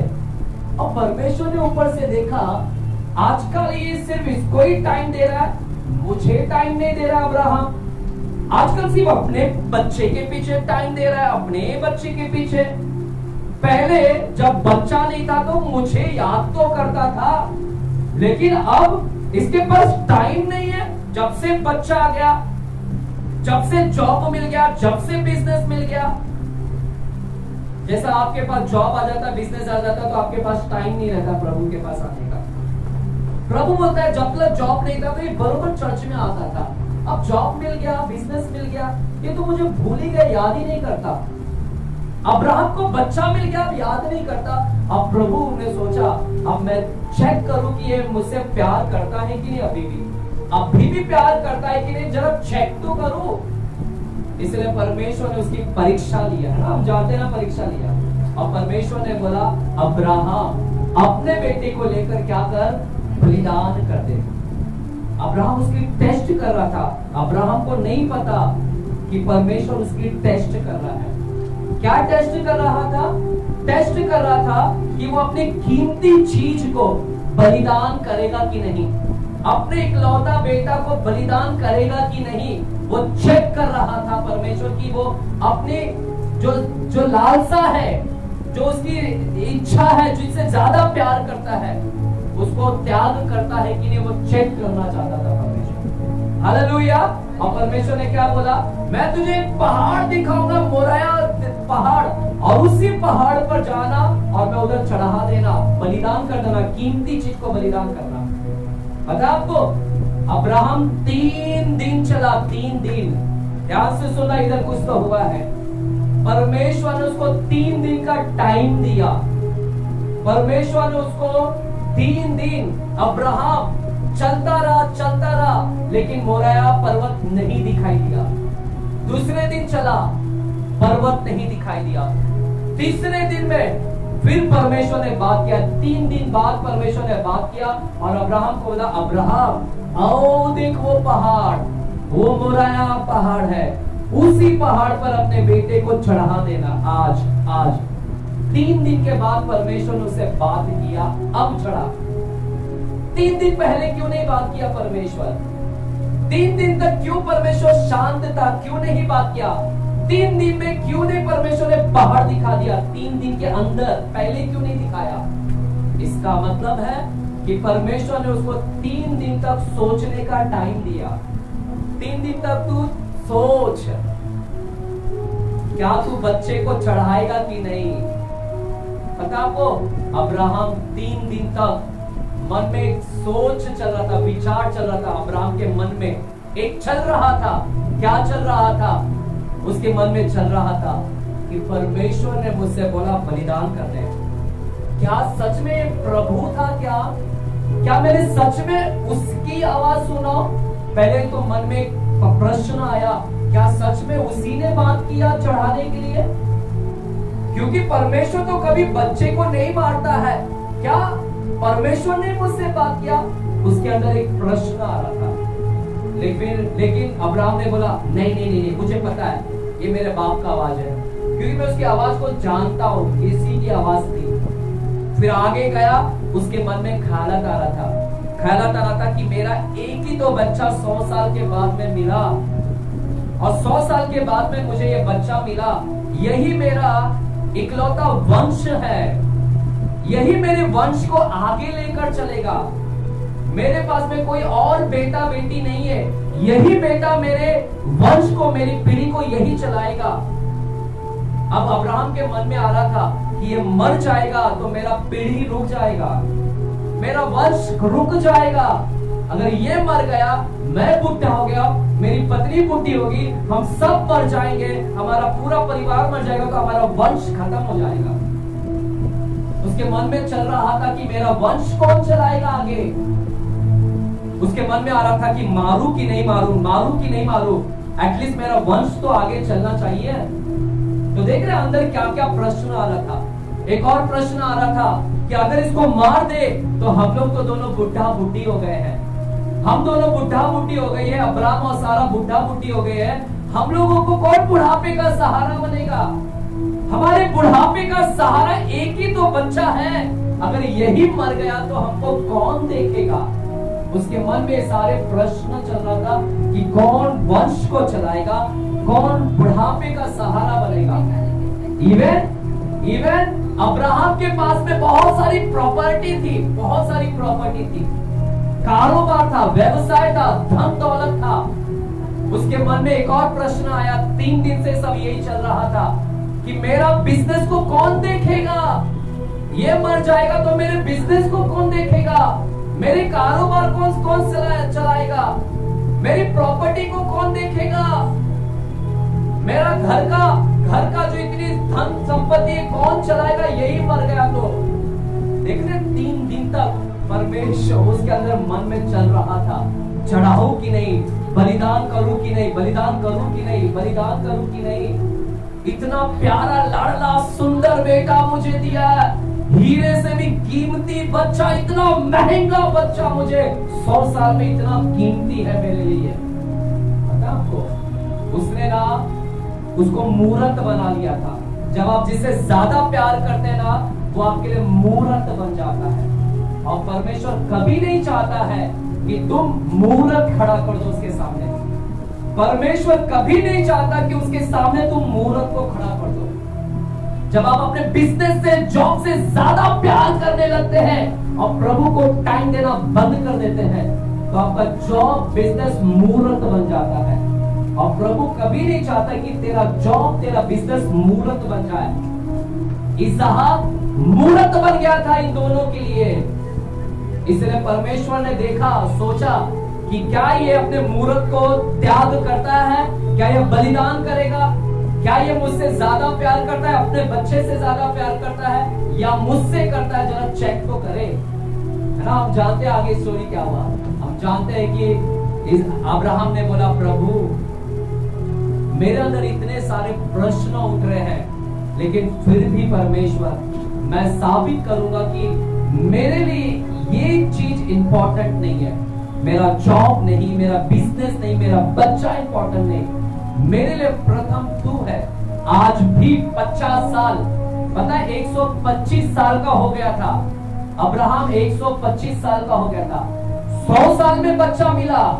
अब वो बच्चा बड़ा हो गया था, छोटा बच्चा नहीं था, बड़ा बच्चा था। 25 साल का बड़ा बच्चा को परमेश्वर ने बोला चढ़ा दे, बलिदान कर। बड़ा बच्चा था, यानी परमेश्वर ने अब्राहम का टेस्ट किया। 50 साल के बाद में भी टेस्ट किया कि देखो आज भी इसका, पहला तो उसने घर को छोड़ दिया, पहला तो अपने परिवार को छोड़कर आया, वहां पर पास हो गया, वहां पर दिखाया कि मैं, अब्राहम ने बताया कि वो परमेश्वर से प्यार करता है। वहां पर उसने साबित किया कि वो परमेश्वर से प्यार करता है और छोड़ दिया अपने घर को। लेकिन 50 साल के बाद अब परमेश्वर वापस से चेक कर रहा है कि अभी भी उसका प्यार है क्या मेरे लिए। 50 साल पहले तो उसका प्यार मालूम पड़ा कि उसने बहुत प्यार किया मुझसे, परिवार को छोड़ दिया, लेकिन अभी भी देखो कि आप 50 साल के बाद में भी इसका प्यार ठंडा तो नहीं हो गया, इसका प्यार कम तो नहीं हो गया मेरे लिए 50 साल में। और अब्राहम ने क्या दिखाया, अब्राहम गया बलि करने के लिए, और जैसे ही बलि के लिए हाथ उठाया, छूरा, परमेश्वर का आवाज आया, अब्राहम अब्राहम, है ना, मत मार, है ना, मार मत, मैंने एक भेड़ को तैयार रखा, वो मेमना को चढ़ा दे। और मैं जान गया कि तू मेरा भय मानता है, मैं जान गया हूं कि तू मुझसे प्यार करता है। 50 साल बाद भी तू मुझसे प्यार करता है, मैं जानता हूं। हालेलुया। देख रहे, 50 साल पहले भी अब्राहम परमेश्वर से प्यार करता था, और 50 साल के बाद भी वो प्यार करता है अभी भी। मैं आपसे पूछना चाहता हूं, आप जब यीशु मसीह में आए, आप तभी बहुत प्यार करते थे, लेकिन आज आपका प्यार ठंडा है या आप अभी भी पहले जैसा ही प्यार कर रहे हैं? क्या आपका, क्योंकि प्रभु आपको टेस्ट करेगा, और टेस्ट कैसा करेगा? प्रभु बलिदान मांगेगा, बलिदान, क्योंकि परमेश्वर को बलिदान चाहिए। अगर आप पहले तो आपने शारीरिक लालसा को मार दिया, जब यीशु मसीह में नया नया झूठ बोलना छोड़ दिया, तंबाकू खाना सब छोड़ दिया था, लेकिन परमेश्वर अभी भी देखना चाहता है कि अभी भी ये तंबाकू का सेवन कर रहा है, अभी भी बीड़ी, अभी भी गाली, क्या अभी भी मुझसे प्यार करता है या तंबाकू से प्यार करता है?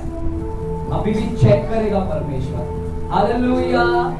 आप बलिदान करें, है ना, बलिदान करें, साबित करें परमेश्वर को कि प्रभु मैं इस सारी चीज को बलिदान करता हूं, मैं आपसे अभी भी प्यार करता हूं। मेरी जो कीमती चीज है, मेरा दोस्त, मित्र, मेरा जॉब, मेरे बिजनेस, मेरी ये लालसा, अभिलाषा, गंदी हवस, ये सब को त्याग करता हूं, मैं अभी भी तुझसे प्यार करता हूं।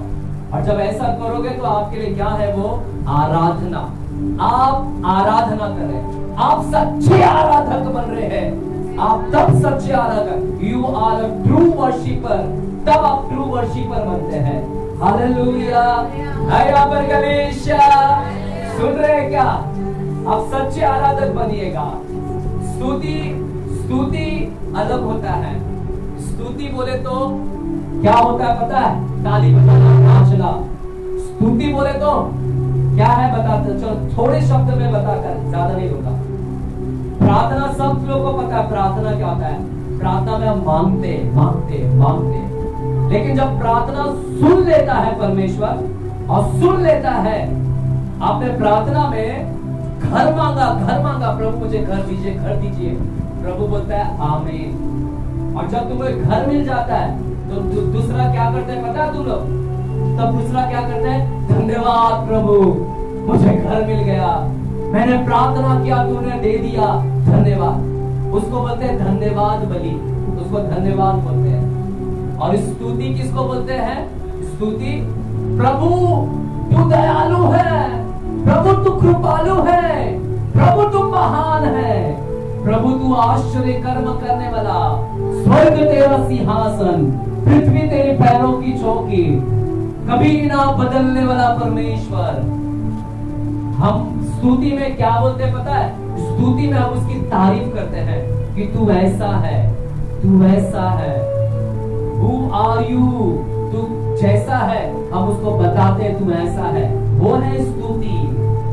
आराधना अलग है, आराधना बलिदान है, आराधना बलिदान है। स्तुति वो जैसा है उसको हम ऐसा तारीफ करते हैं कि तू ऐसा है, तू वैसा है परमेश्वर, उसको बोलते स्तुति। लेकिन आराधना बलिदान है। जितना बलिदान करेंगे वहां पर आत्मा और सच्चाई से शरीर को मारेंगे, जितना शरीर को मारेंगे उतना आत्मा में बढ़ते जाएंगे। आत्मा, और परमेश्वर यही बोलता है कि आत्मा में आराधना करो। आत्मा में आराधना करने का मतलब है शरीर को मारो और आत्मा में आ जाओ।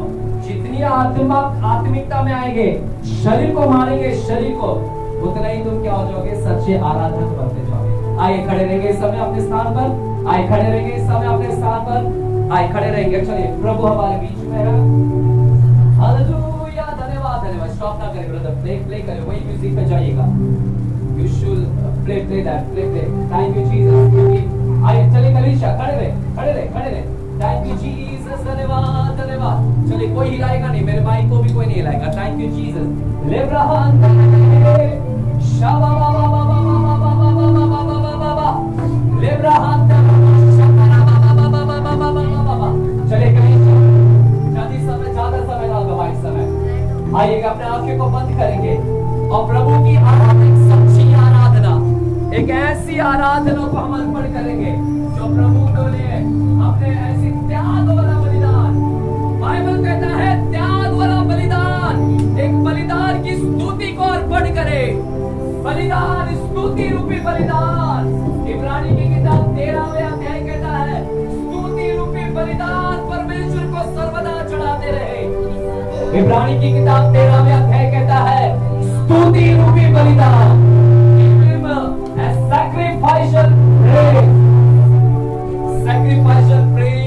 मांगता है वो। Thank you Jesus, thank you Jesus. धन्यवाद धन्यवाद धन्यवाद धन्यवाद। परमेश्वर कहता है स्तुति रूपी बलिदान को चढ़ाओ। सिर्फ स्तुति नहीं, परंतु बलिदान वाली स्तुति को अर्पण करें। बलिदान की स्तुति को अर्पण करें। Hallelujah, thank you Jesus. आइए, प्रभु को मैं यहाँ पर महसूस कर रहा हूँ। I feel there is a heavy anointing here। मैं एक भारी अभिषेक को यहाँ पर महसूस कर रहा हूँ। वो कहता है चलिए ब्रदर अनॉइंटिंग में जाए, चलो कलीसिया अनॉइंटिंग में फ्लो हो। मुझे कोई यहाँ वाला कोई हिलाए नहीं, कोई कीबोर्ड ना भी, जैसा प्रेजेंस है उसको बनाए रखे, प्रेजेंस को बनाए रखे और समझने के प्रयास करें। परमेश्वर का वचन कहता है जहां आत्मा है वहां स्वतंत्रता है, जहां अभिषेक है वहां पर जुआ तोड़ दिया जाएगा। जहां जहां अभिषेक है वहां जुआ तोड़ दिया जाएगा। चलिए बच्चे आंखें बंद करें, सभी बूढ़े जवान जो भी है यहाँ पर सभी लोग आराधना करेंगे। आंखें बंद कर हम आराधना करेंगे। धन्यवाद धन्यवाद, थैंक यू जीसस।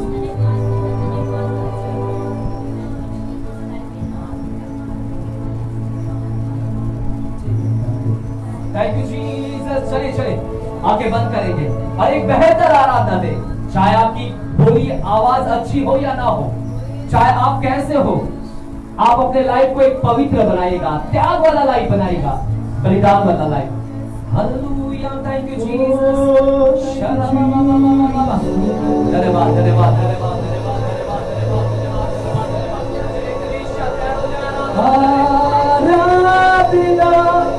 तेरी आराधना यीशु मेरे, तेरी आराधना आराधना, तेरी आराधना यीशु मेरे, तेरी आराधना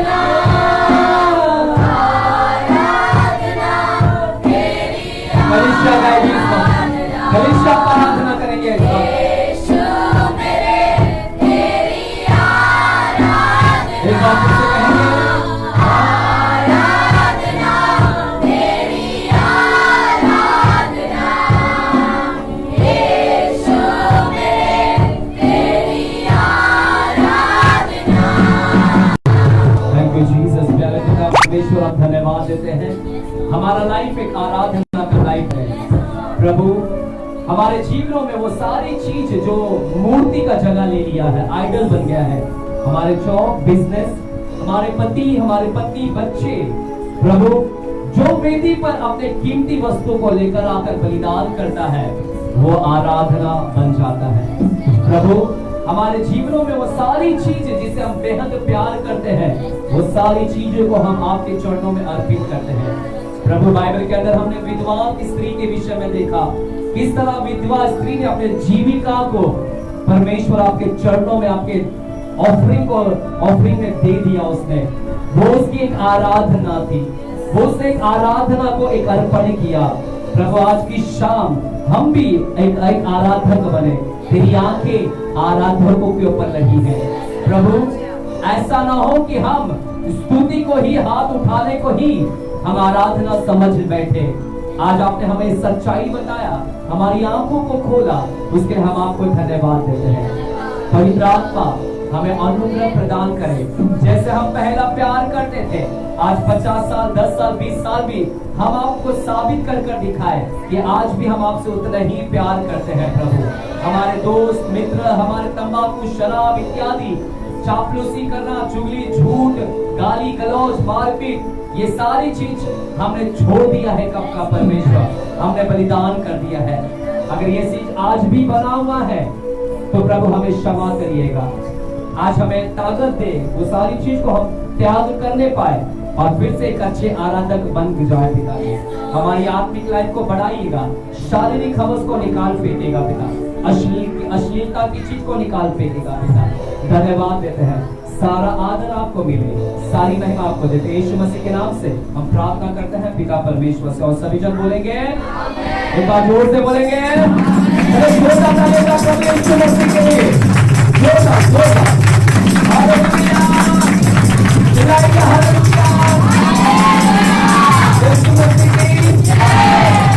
आशा करते हैं कि आप आराधक बनोगे, हालेलुया, अच्छे सच्चे उपासक बनेंगे। अगले हफ्ते ये टीचिंग और भी चालू रहेगा। इस समय है ऑफरिंग होने का, हम बेहतर एक जैसे विधवा ने एक बेहतर बीज को बोया, वो उसके लिए आराधना था, तो आज आप भी बेहतर बीज को बोइएगा। चले, थैंक यू जीसस। सेना होकर यहोवा हमारे संग संग है, आपका विश्व हमारा संग है। सेना होकर यहोवा हमारे संग संग है, आपका विश्व हमारा संग है। किसने आकाश बनाया, किसने आकाश बनाया, किसने पृथ्वी बनाई, सर्वशक्तिमान प्रभु है, यहोवा हमारे संग संग है। सर्वशक्तिमान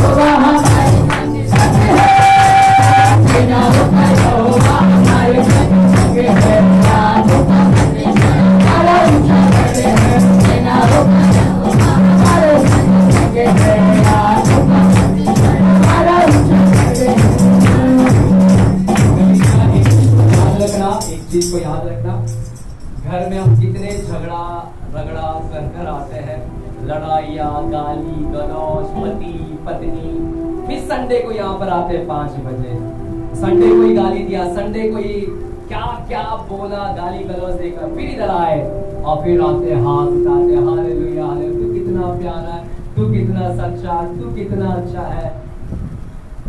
ऐसी आराधना स्वीकार नहीं करेगा। ये आराधना नहीं था, ये व्यर्थ आराधना था, ये व्यर्थ उपासना था, जिसको बोलते हैं एंटी वर्शिप। तो इसीलिए वो झगड़ा करने के बजाय आपने अपने आप को नम्र बना लेना था। आपने आपको वो सारी चीज को, आपको भी लड़ना आता है, मैं जानता हूँ लड़ना आता है, लेकिन आपने वो अपनी लड़ाई को त्याग कर देना था, बलिदान करना था। जब आप वो संडे को करते हैं, यहाँ पर आते हैं और फिर आराधना करते हैं, तब प्रभु बोलेगा वाह, आज दोपहर को इसके साथ में कितना बोले इसको लोगों ने, लेकिन फिर भी ये चुप रहा, खामोश रहा और यहाँ पर आकर ये गीत गा रहा है। ये है अच्छी आराधना। वहां पर प्रभु बोलेगा ये त्याग वाला बलिदान, ये बलिदान कर कर आ रहा है घर पर से और इधर मेरी आराधना कर रहा है, तब वो सच्ची आराधना बन जाता है। नहीं तो सब व्यर्थ है, कचरा है, पूरी में बांध के फेंक देगा कचरे के डब्बे में। हालेलुया। तो जब भी संडे को आते हैं, पूरी हफ्ते भर कोशिश करें आपकी लड़ाई की, आपके पास बहुत ताकत है, खत्म करें। हम इसके बारे में अगले हफ्ते और भी बात करेंगे। आमीन। Till then, God bless you। प्रभु आपको आशीषित करे। एक दूसरे को शांति बांटेंगे। कलीसिया, क्रिसमस आ रहा है, क्रिसमस आ रहा है। मैं आपके सामने कोई भीख नहीं मांगूंगा और मैं भीख भी नहीं मांगता। मैंने कभी दशमांश के बारे में भी इधर नहीं बात करता हूँ जल्दी। कलीसिया, क्रिसमस अगले महीने है। हम पिछले 2 साल 6 महीना पहले, 4 महीने पहले आपको क्रिसमस के बारे में बोल देते थे कि क्रिसमस आ रहा है। सुनो यहाँ पर, सुनो इमो सुनो, है ना। हम पिछले 2 साल पहले, 2 साल जब भी बनाए तो हम आपको 4 महीना पहले ही बोल देते थे